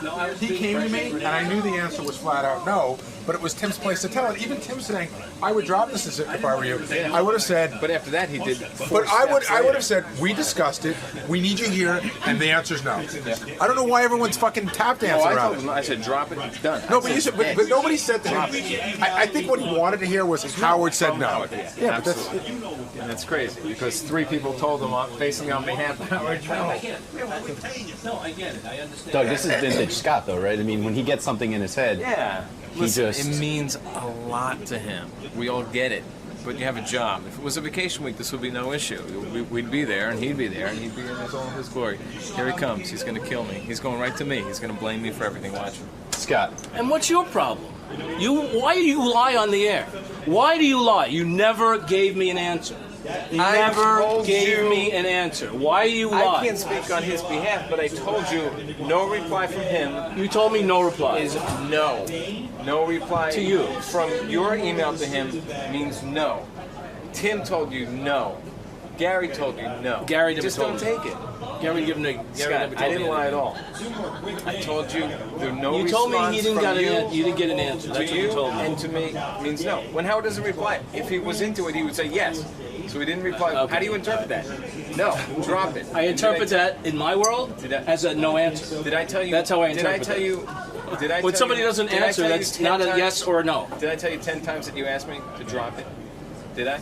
Okay, so I dropped you covering it. Yeah, but I said to drop the whole thing, not just Mika. I said just drop I the whole dropped thing. TV, drop everything. The PBA was still willing to have me there without any show involvement at all. I get that it's important to you, but you let your director go away to fucking L.A. with his wife and take a day off, okay? Is that the same thing or not? Well, I'm the boss. You're the boss, okay? He's the boss. No, he's the boss, okay? He's the boss. So how come DePace gets a day off to go with his wife? It wasn't even for him to go to L.A. and get a day off, and everybody's fine with that. But all of a sudden, the bullshit starts when. So don't bullshit me. Because he doesn't work for me. Yeah.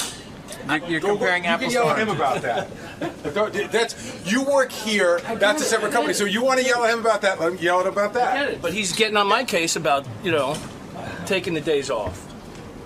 No, I'm not. I would have no problem. It's not my call. I told you from deciphering You got no the answer. clear you told me. information You when got there's no no answer. replies. In my world, no answer is nothing. It's rude with no answer. That's my world. But When somebody can't answer you, then it's rude. Okay? If you ask Well, a you made simple that point. You told your yeah, boss I that. did. If you get a Yes. simple question, you get a simple answer. It wasn't a big fucking deal. One question deserves an answer. I get it. Okay? I told him he values my employment. All he would have had to say was, in a response, I guess it's 30 seconds is too much time for him. I get it that you like to bowl, but I need you here. You're a valuable employee. Sorry, maybe next time. End of sentence. That would have ended 1 month ago. All I needed was an answer 1 month ago. The whole thing would have been fucking over. I didn't perpetuate it. He did. He did. That's a He valid did. point. I didn't. Okay. Everybody That's a sent valid me in a point. circle. That's a valid point. Two more quick things, then I got to run. Right. Richard Christie's new Charred Walls of the Damned album comes out today. Yeah. It's called Cold Winds on Timeless Days. Richard will be making some Does appearances he make any in money with Brooklyn these? tonight. He doesn't make any money with this music, does he? Because I don't think so, but I think he loves doing it, obviously. So. There were a ton of drums in here yesterday. What was he doing? I don't know, but I was thinking about Richard. I got a copy of his record. We ought to play a little bit of it, And shouldn't we? yeah, I guess. But it's a funny thing. He's such an accomplished drummer that if he had just kind of like hooked up with the right band, like he'd be the drummer. he would never hook up with the right band. Of course not. But he would be the drummer like in Metallica. Sure. There's no doubt he could handle that duty. Like when Lars was here, I wanted him actually to invite Richard up to play because he could handle it. But Right. Lars doesn't have a way of knowing that. Right. And I said, if the guy had just gotten into with anybody with any half a talent, Metallica or Led Zeppelin type band or someone big. Korn, anything. Korn. Yeah. Korn. Robin would be sleeping with him right now. If he was in Korn. But he never hooked up. He sat in a garage, I think. He was in a warehouse, a storage warehouse. facility. Yeah, real quick. Let's see our lesson. I don't know the names of these songs. Let me see. Here he is. He showed up. And he writes all of this himself and everything. He writes them all himself. It's a shame. You're such a talented drummer, but you never could hook up with the right people. And why not become a session drummer? Why not work with studio? I've done that Did before. you ever smell him? Yeah, who wants to be in a studio with In a me? session. No, but there's drummers that are a million times better than me that Are never there? make it too. Yeah. Yeah, I know, it's it's a just the shame. luck of the draw. I was just thinking of you. And I know you sit and you write this music.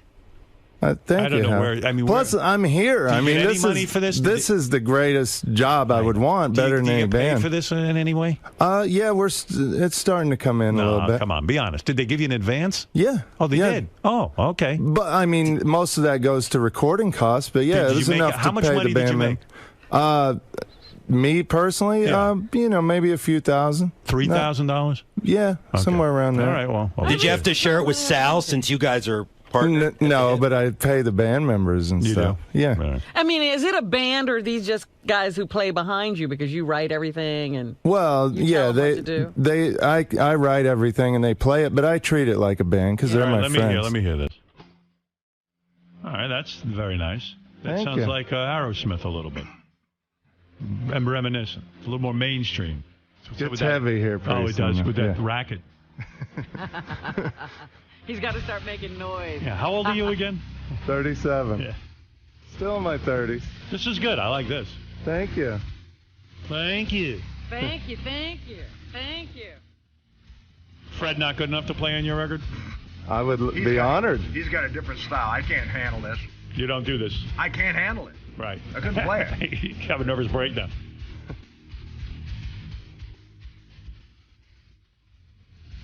That's good. Thank you. Who's the guy on the guitar? Jason Sukoff, one of my best friends. Better than Sal? I don't know about that, no. But he's a good friend. You had to kill one of them. Sorry, Jason. Who's singing? His name's Tim Ripper Owens. He's the guy they made that movie Rockstar about that sang in a Judas Priest cover band and then joined Judas Priest. I thought Mark Wahlberg was in that movie. He plays, was in that movie. He plays he's playing him. The singer, yeah. Oh, you mean your friend is who it's based on? Uh-huh. Yeah. I met a guy the other day told me it was based on him, too.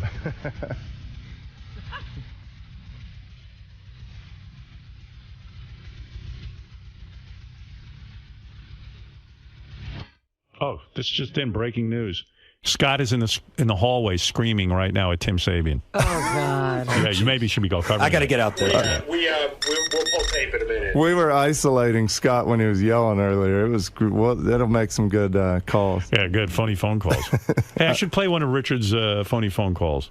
Oh, you don't want the music anymore? Well, I mean, I don't know. Do any of the other songs sound different than that one? Yeah. How about song 9? I think you would like. It gets right to the point. Okay. This sounds very busy to me. No, I'm not a music critic. Yeah, but right here it starts rocking out. If I was on America's Got Talent, I'd throw you right off the stage at this point. I'd hit that big X, man. The gong. Oh, all right. There you go. I understand. It's a heavy metal sound, right? Yeah.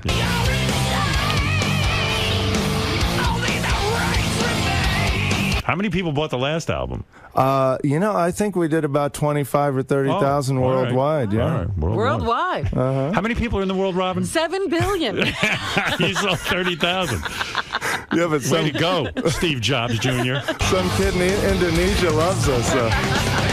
Well, we have fans in every We're part going of to the Indonesia. Yeah, we have a tour in someone's living room. This music really touches me. I get emails from kids in even Iran and countries where they know my music, but they don't know what I do before here. they fly into a building, they're playing this song. but they'll see pictures of me licking Sal's balls on the internet, and they're like, "What do you do at your job?" We conquered 3 blocks in Japan. Woof. That's not my cup of tea. There's a song with a pretty acoustic part at the beginning. I like a song I can get a massage to and sleep during it. Well, this is not your album. This is. Oy vey. It's not for me, but listen, your fans are out there. I know they love it. And thank you for playing it, Howard. I You appreciate write the it. words? Uh-huh. What are you singing about? Yeah. Heavy stuff, deeper stuff than you would think I am capable of. All right, I got to take a break. Richard's new album is called what? Cold Winds on Timeless Days. Cold Winds on Timeless Days. Charred Walls of the Damned. I was going to say Charles Waltz. Charles Waltz. Charles Waltz. Charles Waltz. Scott, what do you want? You want to get fired? I don't want to. Do you want to get fired? Tim, you want always the job? threaten my job. Do you want the job? Always. Do you want the job? You always threaten me with my job. Do you want the job? Of course I Do you want the job. If you think you got to fire me, then do the job. You got to. I Then do the job. Don't get nasty with me. Job. Okay? You always hang my job over my head, which is pretty fucking rude. Don't hang my job over my head anymore. Go to Gary page 1 real quick, and I'm going to play you some 3 interesting Scott things in a row.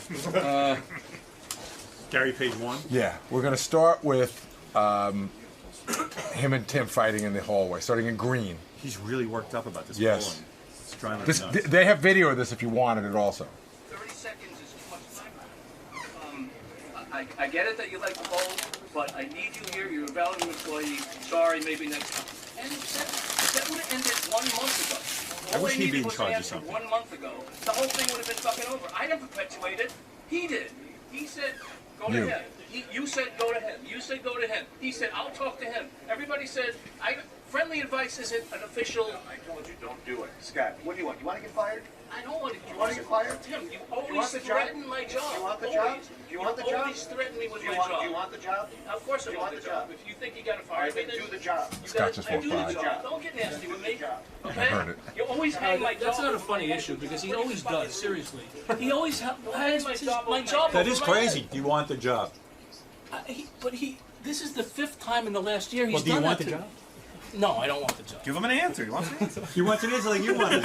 Just give him an answer. Say, yeah, I want the job. But he does this to me all the time. He hangs my job over my head. But does it? Well, I got a different. I got a different. What do you think it is?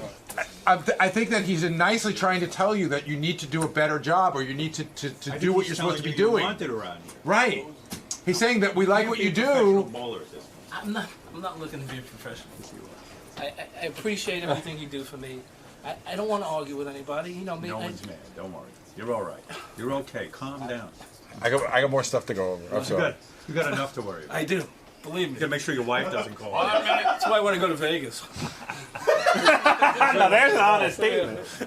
All right, hold on. We got. Go ahead. What else you got? Oh, am I on? You got 45 Scott, seconds. don't worry. Everything's all right. No one's taking your job. Thank you. Oh, there's so much going on. Scott and Tim were yelling in the hall about the bowling.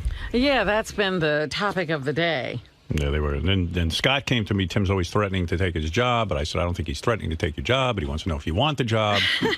Whole place is a powder keg. Scott, I know you said no answer means no answer in your book. No answer is no answer. But in your heart of hearts, did you think that Howard was trying to tell you no? Yeah, I don't know what's in his head, to tell you the truth. Do you think he made the comparison to his brother-in-law that works for Microsoft, who doesn't Does have his direct... brother-in-law deal with Bill Gates or is close to Bill Gates in any way? Does his brother-in-law work for somebody for 26 years and has daily contact with that person? No, I don't think so. But you don't think you overstepped your bounds at all by Asking a question? No, I don't. Not at all. I don't. I have no problem asking a question and expecting an answer. There's no problem. You know, if somebody is too imbecile or, you know, it's ridiculous to think that they can't answer a question. The whole thing would have been over 1 month ago if I got an answer yes or no. End of deal. Scott, we understand you want to go. We need you here. Sorry. Would have been over. Would I have been happy about it? No. Am I happy about it now that I can't go? No. That's life. But I do think I deserved the proper answer. How much of this is about your desire to bowl, and how much of is about the disrespect you feel you've received? Of course I want to over the bowl, last but it's 20 more about the respect of giving me an answer. I mean, it was a thrill to bowl. But as you know, it was boring because you were there. It was boring for other people. Okay, I get it. Don't cover it. You don't want to cover it. I just asked for some time off. I asked a fucking question. If everybody gets out of sorts for a question, you know, just give me the respect of an answer. That's all. What about Howard's criticism that, you know, you never email him about things that you could do better for the show, or you don't bring that same passion to the show, the foundation? There was no passion. I emailed him a question. I don't know what the passion is. Well, he's saying he'd like to, you know, have other emails from you asking, you know, what can I do better? I send him stuff all the time for the show. I'm always working for the show. He knows that. I send him. I got complimented in a meeting a couple of weeks ago. He knows that I'm always doing work for the show. I send him emails constantly about the show. So I don't know where that came from either. So this just all speaks to unfairness and disrespect from your vantage point. That's how I feel. I mean, yeah, I get it that he appreciates me. That's great, and I love to be appreciated. But, you know, it would have ended a month ago if I would have gotten an answer from somebody, and not as a friendly advice. I advise you to drop it. That's what does that mean? It's that as a threat. To me, that's a threat. Oh, I'd like to give you some friendly advice. That's not an answer. There's obviously some tension between you and Tim Sabian. Does this date back to? Does this go much farther back than the bowling? I'm not going into that. Okay.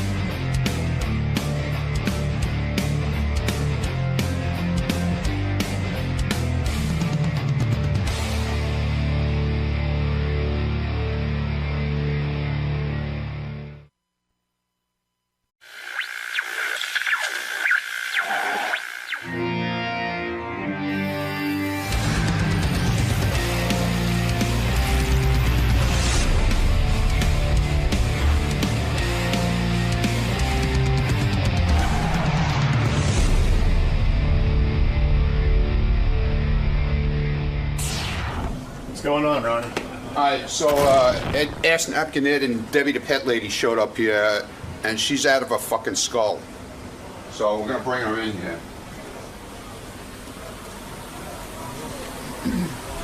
And dude, believe me, this is no act. She's nuts. Ed, Hey. Debbie, good morning. Good morning. It's not a good morning, all right? It's really not a good Why? What's the matter? Because I don't got my glasses! I told her to put these on. Because I had to rush because of this fucking nut, Here, okay? put these on. You have no just clue put 'em what on- he did put to 'em me on today. for the camera, at least. No, I'm not wearing Put it. You 'em put on. those stupid What's up, shits your- on. Don't Put 'em point the on. camera at me. Take the Put shit 'em on off. for the No! camera. Debbie, please don't All right, I'm not going to yell. Please don't yell. I know. Hi, Gary. Good morning, Please, good morning. I'm How you sorry. doing? I got a headache myself. Right here. Right here, we're going here, Got guys. that shirt on, huh? Yeah, I do. Yeah. Really not in a good mood. So what's I'm good? sorry, I don't want to yell. You look good. I'm not going to yell. I'm not going to yell. Sit tight, and we're gonna bring you in a couple of minutes, okay? Thanks. I Debbie, appreciate it. what's the matter? She's What did Hold to it. me? Can I tell you a quick story real Yeah, quick? quick. Real A quick story. He started at 12 o'clock. He took the trip. He actually made it to the city, Right. okay? And then he tells me, I'm coming to your house, Debbie. So at 12 o'clock at night, I'm getting ready at 12 o'clock at night. My son is fighting with me. Mommy, why are you bringing this guy to our house? I said, but Dad, Brody, he's part of the Howard Stern show. He's not All right, enough. calm down, bring nothing. Okay? Okay, so I'm fighting with my son. My son is getting crazy. I finally calm my son down. We're waiting up 1:30 at night. He tells me, finally, where are you coming? No, I fell asleep. Then Karen, guess what? So- I fell asleep in the he goes, Penn Station. when are you coming I to fell- the train station? Now let me tell him. Hello, I was supposed to leave my house at 1:30 in the morning to come to the train station. So I said, well, I'll be there in a couple of hours, okay? So then I figured, let me call him back to see what he's doing. I said, well, you're going to definitely meet me at the train station. He goes, well, I'm going my way down to the Howard well, I Stern fell show. asleep in the You were cab- on your way to the Howard Stern show. You weren't going to meet me at the train station. the fucking- So me, I had to jump in the fucking shower. the No, fucking hit me with the no. fucking baton. Do you think the cops actually kicked him out of the train station? It might hit me in my Do you think the cops kicked him out of the train station? Yes, Please? Hit me in my for sleeping No. there. If they catch you sleeping there, they'll He will? probably they'll He and hit- probably what he did is I got this. Right. He's sleeping. He came back with his knife because he tapped him. Well, why would he have Get out of here. Exactly. Oh, he was supposed to meet me at the train station. Then I get to the train station. Yeah, I left at that's- 3 o'clock in the morning. I'm reaching that train station. I get on track 16. Track 16. Is he at track 16? I'm gonna guess no. No. No, I was at track 11. No. Yes, I You was. were not at track 16. I was at 11. 11, yes! What were you doing at 11? I'm at 16. There's nobody at the You train told station. me. Nuts are walking around there. All right, I'll be back for both of you in a little while. Here's what's gonna happen. I'm gonna bring you in. And then you didn't even know how to get to the Howard Stern show. All right, I'm gonna bring you in. Just stay close to the microphones. I'm gonna bring you in. Okay, sit tight, guys. I'll be back for you in just a few You had me minutes. walking like a I nut. didn't have you watch. You had me walking. You said you knew where to go. Didn't you say you knew where to go, Ed? I Who did looks know good, where to Ed? go. Who Sit looks down. good, Ed? Sit your Who ass looks good? down. Ed, but did you Stop. said I look good though, Sit over right? here. Sit over yeah, here. sit over here now. It's Now like you- sit now over you're here. ruining- that's Howard's Oh, gift. that's Howard's gift, right? But who Yeah. bought Howard's gift, That's right? Howard's gift. We got Howard a gift. And she- Who bought it? Let me see that, by the I'm way. paying you Open half that of up. it. We had a better gift. Show- show him the gift. Oh, I'm sorry. Who's this new guy here? That's the new Could you news take it gift. out? My nerves, I'm shaking. Would you stop? What is that? It's a candy dish. It's a cookie dish. We got him there. I actually had a I was better gonna- gift for him, but I was in such a rush. I I forgot my was gonna get glasses. him- I have no I glasses was on. gonna get him. I was Ronnie, gonna you get him. checking out to make sure that it's safe to bring into the studio?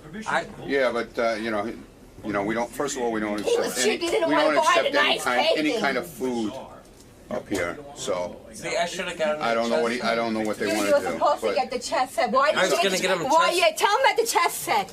Tell him at the chess maybe it's set. something we'll leave on display in the studio Yeah, or something. that's a good idea. Yeah, we'll keep it on display. But nobody's. Or Benji will eat Nobody it will or eat it. something. I bet Benji. Tell him will about eat the it. chess The set. policy is not to accept food for safety. Exactly. We don't know what's in it, who made it. What you know, there's what the deal. what is in there? So I don't know. What is it? Anyway, you picked it out. You gotta get like one of those food testers. He picked it out. no, we just don't accept it. Like Really? But why? the king had like. Because we don't know who made it. We don't know where yeah, it but came didn't, from. Didn't like a king or I something? mean, I know you brought it, but you didn't make it, so we don't know what's in it. It was from a bakery, goddammit. Doesn't matter. We don't know who. What the fuck, you think we got it from a bakery? That a bakery put some fucking bomb in this shit? Why don't you say you got a fucking Twan this What shit, is that gonna and you're do? gonna see If there's there's no poison- fucking poison if in there's it? poison in Like it, we're that's gonna not gonna poison mean fucking anything. Howard, please. All right, don't I give don't him know the fucking anything gift. about I knew we it. should have gotten the fucking. No, he's Nah, gonna you put it on stupid. All right, display. yeah, we'll put it on display. Display this. I'm not displaying it. I don't want it. I'm listening to the Howard 100 News yesterday, and I think Shuli, it was Shuli did a report with Debbie the Pet Lady and Ass Napkin Ed. And the whole thing is that the two of them, remember when they scammed us and they said they were going on dates? Couple, yeah. What's happened is she had completely cut herself off from an Ass Napkin Ed. Yeah. Ass Napkin Ed somehow worked his way back into her life, and now they are legitimately going out on a Are date. you buying this? Yeah, no, they're here together, and they said, "Gee, So? we." Whoa, So what was that? Who was that? No. I moved the microphone still. Oh, okay. That was weird. I thought it was a belch. Yeah. Anyway, so they said they're going to be down here. They'd love to get on for 5 minutes and say hello to the audience and talk about this date. Now, in the middle of talking about the date, she starts screaming at him because her hair isn't going to look good. She's nervous about what she looks like. And it was the funniest report I'd heard in a real long time. In the middle of this report. Yeah, it was unbelievable. Well, they show up arguing, but it's just her. She likes to fight. He's very docile. Yeah, he about doesn't that care. stuff. So anyway, for 5 minutes, I thought it'd be interesting to find out what this I'm date not is. buying it because Well, they've scammed us before. No, this is the first time they've ever physically been together. Really? Yeah, there's Hey Debbie. there. And Debbie, Hi, Howard. hey, Debbie. Ass Napkin, how are you? And Debbie, how are you? Looking beautiful, by the way. Howard, I think. Can I put my sunglasses on? Yeah, go ahead. Yeah, you have an image to maintain. Is that okay? No. 819 Oh. to you and 143. Debbie, first of all, you may thank me for lining up that dog you found and getting him an operation. I don't want to keep these. Can I say thank you, Howard? Yes. Thank you, Howard. I wanted to say thank you so much for helping Stitches. You know what's funny? I'm looking at you. You are a good-looking woman. You are. Come here. Ed. Come here. Ed. What? She's an attractive woman. Yeah.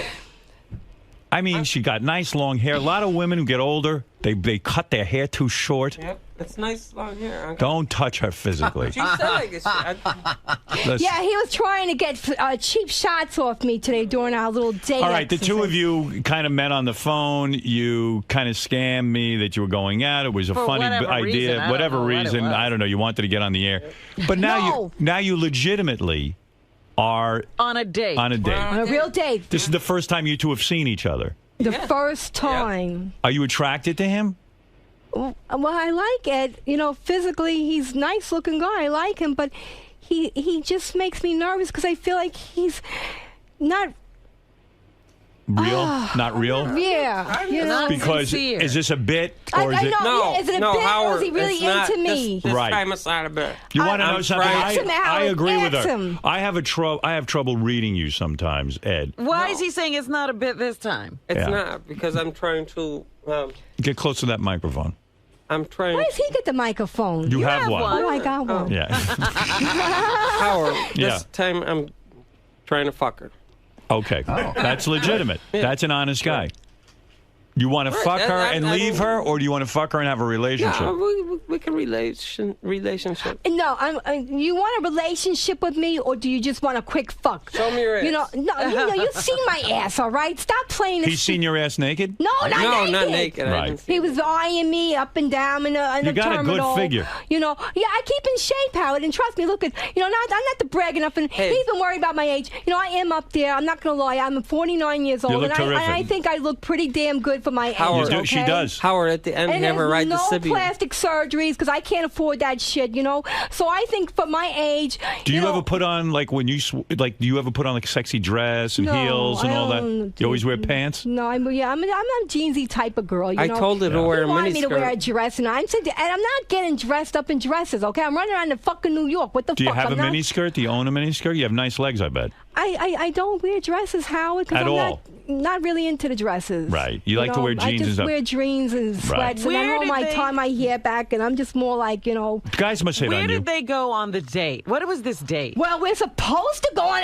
Robin! Hello. Why did you block me off the Twitter, man. You know, I didn't block you Yes, off you did. Twitter. You blocked me off the. I'll get on You're Twitter. probably not even on my No, she Twitter blocked page. me. She blocked From what, me. Twitter? She blocked I me. didn't block you. She wouldn't even know how to block you. She blocked me from Twitter. She wouldn't even and know another how. thing, Howard, you don't. I respond to you on Twitter, and you don't even fucking respond back. I don't even read it. I've never read a comment from you. Could you follow me? There are thousands of. Howard, follow me. I don't want to read what you write. I don't want. I don't. We'll see. Maybe I will. Ed. What? I just want to know one thing. I happen to think Debbie's a nice lady. Are you going to go on a date with her? Yeah. And I don't believe you're Finish a nice the date. guy. Finish the date today. Finish the date, Howard. are you going to, are you really, don't fuck her over. I know you might get in her pants and fuck her, and then if you leave her, she's going to be devastated. How did he get here, by the way? Oh, Howard, you don't even want to know yeah, what he put me through. I have not gotten any sleep tonight. He told me he was going to meet me at 12 o'clock. He was going to spend the night, and then he told me I'm waiting up at 12 o'clock for him, all right? Right. He made it to Penn Station, but he never made it to my house. He told me he fell asleep. Right. So I fell asleep and the cop came and hit me with his baton or his blackjack. And then he's making it feel like if I didn't get to the city, he was going to leave the terminal and he wasn't going to meet me at Penn Station. I got to be honest with you. The thing I don't get about this is you seem kind of desperate for him. You're hot. You don't need he's him. constantly putting He you should be- Howard, what the fuck are you She's talking way- about? I'm she's a- hot too. No, but I saying- can get any woman I want. You should really hook me up and find me a guy who I can really get wants to be Robin. with me, okay? Yeah, but what I'm Because- saying is, why are you staying awake waiting for him? He should be burning to get into your Are you apartment. kidding me? Yeah. I can get any fucking woman I want. No, what I'm saying is, she's worth. Where She's. are they, Ed? Where are they? I get them. I get them all the time. Yeah, that's why you had to call me back again, right? Because Yeah, because do you like me though? Do you want to go out with me Well, on yeah, the you real look side? good. Or what? Yeah, because the look is what we got the looks out of the way you said you like me and stuff, but do you want to go out on a date Yeah, again? I'm on a date. Do you? Well, we gonna finish the date today? Are you gonna take me out on a real date? Where I do know you we're wanna kind- go? I don't know. I want to go on a date. I want to go have somewhere, yeah. we're kind of tired, but This is another scam. no, this No, is it not a ain't. No, scam. Robin, it I ain't. don't know. Hey, you better watch yourself. No, Robin, it ain't. This is not a scam. I don't really care what it is. I'll listen to her all day. Did Ed pay for his own Ed, bus we're- or train ticket? I heard you on the news. You told Shuli you're going to take her to McDonald's because you don't have a lot of We money. don't have a lot of money, Right, and that's Howard. fine. And you said, hey, I'm fine with paid that. for the I like train ticket? McDonald's. I Yeah. like junk, the hamburger bought joints, my restaurants. train I'm not ticket. like Are you gonna leave here? Because I'm running out of time. I just want to know. Are you gonna leave here and take her out on a date? Yeah, where do you want to go? I go anywhere we want to go that's free and cheap. We don't care, We go Right. to McDonald's. We can just take a little But you walk. can't act like an asshole. Or In something. McDonald's, like you have to have Well, manners? I have mood swings. I You have. can't act like an asshole. I can't At help McDonald's, you can't act like an asshole. not Well, gonna- maybe Ed's right. I've never heard a line like that. Yeah. I'm not gonna lie. I have very bad mood swings, so I do Right. tend to flip out a little bit on a real side. So I But am at McDonald's, you're going to treat him nicely and not yell at him? I won't yell at you, Ed, but I just want you to be sincere All right, with me. let's Right, and Sincere Ed, with me. drop all the bullshit Be and stop with sincere. let me Howard. see your ass and let me see you. I'm not- You Yeah. got to be a gentleman. How do a you little. I'm a get a gentleman. date talking like Yeah, that? right. Yeah, because if anything happens with me, and I don't want to be Let's give a hug. I don't want to be. No, wait. If anything happens with us, like we do kiss or we have whatever. Have you ever kissed him? No. No. Let's do it. We had a hug. I hugged him because I was so happy to see him when I caught him in the terminal. Let's kiss for Howard. You want to thought try you left kissing me him? You want to kiss Ed? Not on TV. No. Don't film. Where's the film? Cut the camera. No. Where's the I film? can't. It's too embarrassing. All right, give me a hug then. No hug. Give him a hug. Give him a hug.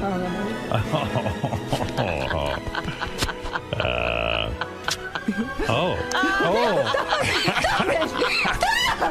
My God, he almost raped her. You're so funny. Wow, that was romantic. How do you go from being ass napkin Ed to this guy? He's smooth. He's smooth. Ed is smooth. Robin, I get all kinds But you of don't. pussy. Boy, I know, I heard. you get tons of pussy. I get all kinds of pussy. I don't believe that. I don't either. I don't. You believe that, Howard? I think Ed's a nice guy, but I don't think he gets tons of pussy. I don't think so. I don't either. think you do either. When's the last time you got pussy? A couple months ago. Really? Oh, a couple months. Okay. All right. Well, okay. Then Yeah, you got but some. I'm not even trying. Right. You fall into it by accident. Right. Well, listen, I don't even care if you're scamming me or not. I find this all very entertaining. And, no, this is not a scam. We really wanted to. We did it to you I once. really we're like. not doing it To be honest with you, I do have a liking for Ed. You Right. know, and I really, hope he's not playing me. And look, she's I got high told him heels to be on, so honest with me. She's a lot taller than me because I got little heels on, but I told him to be honest with me. If we just wanted to be, to go out for our date. How do you look naked? Good.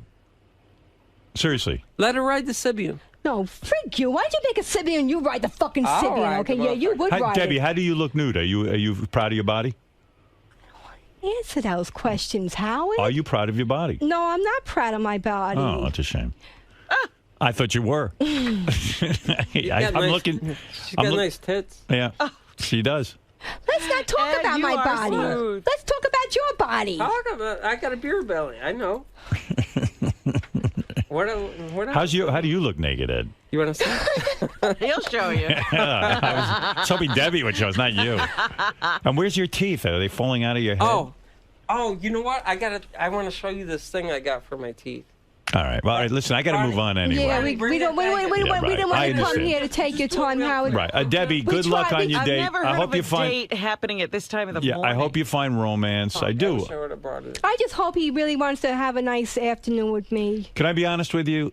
I don't Do think. you think we make a good little couple? No. No? Because I feel Ed's Ed. on the up and up about You don't think I'm it gonna, is? I'm going to be honest with you. I think Ed wants to fuck you and then That's it, right? get out of tell town. everybody. And That's believe what he me, on wants to some do. level, that would be humorous because then you would be screaming and yelling at him, and it would be great radio. Oh, forget it. If Yeah. he plays me, it's going to be murder, right? But I think Ed might break your heart. Gary, bring my bag in. I just want to show him those teeth. No, it's okay. No, we don't come wanna... on. They look like No, we Gary- don't want to hold them up. Howard, they All right. look like Gary's teeth. They sell them on the computer. Ed, be nice to Debbie, the pet lady. All right. All right. Thank you, Howard. See how it goes.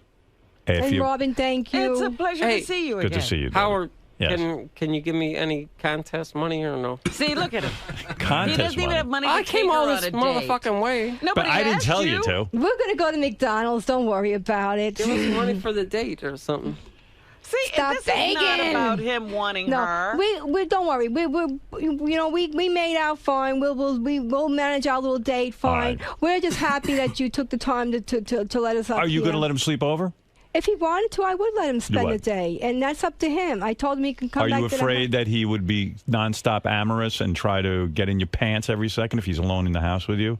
No, he wouldn't actually be alone because my son would be there. Yeah, but your son's a kid. I mean, isn't he? He's a teenager. He's a teenager. Could he beat up Ed?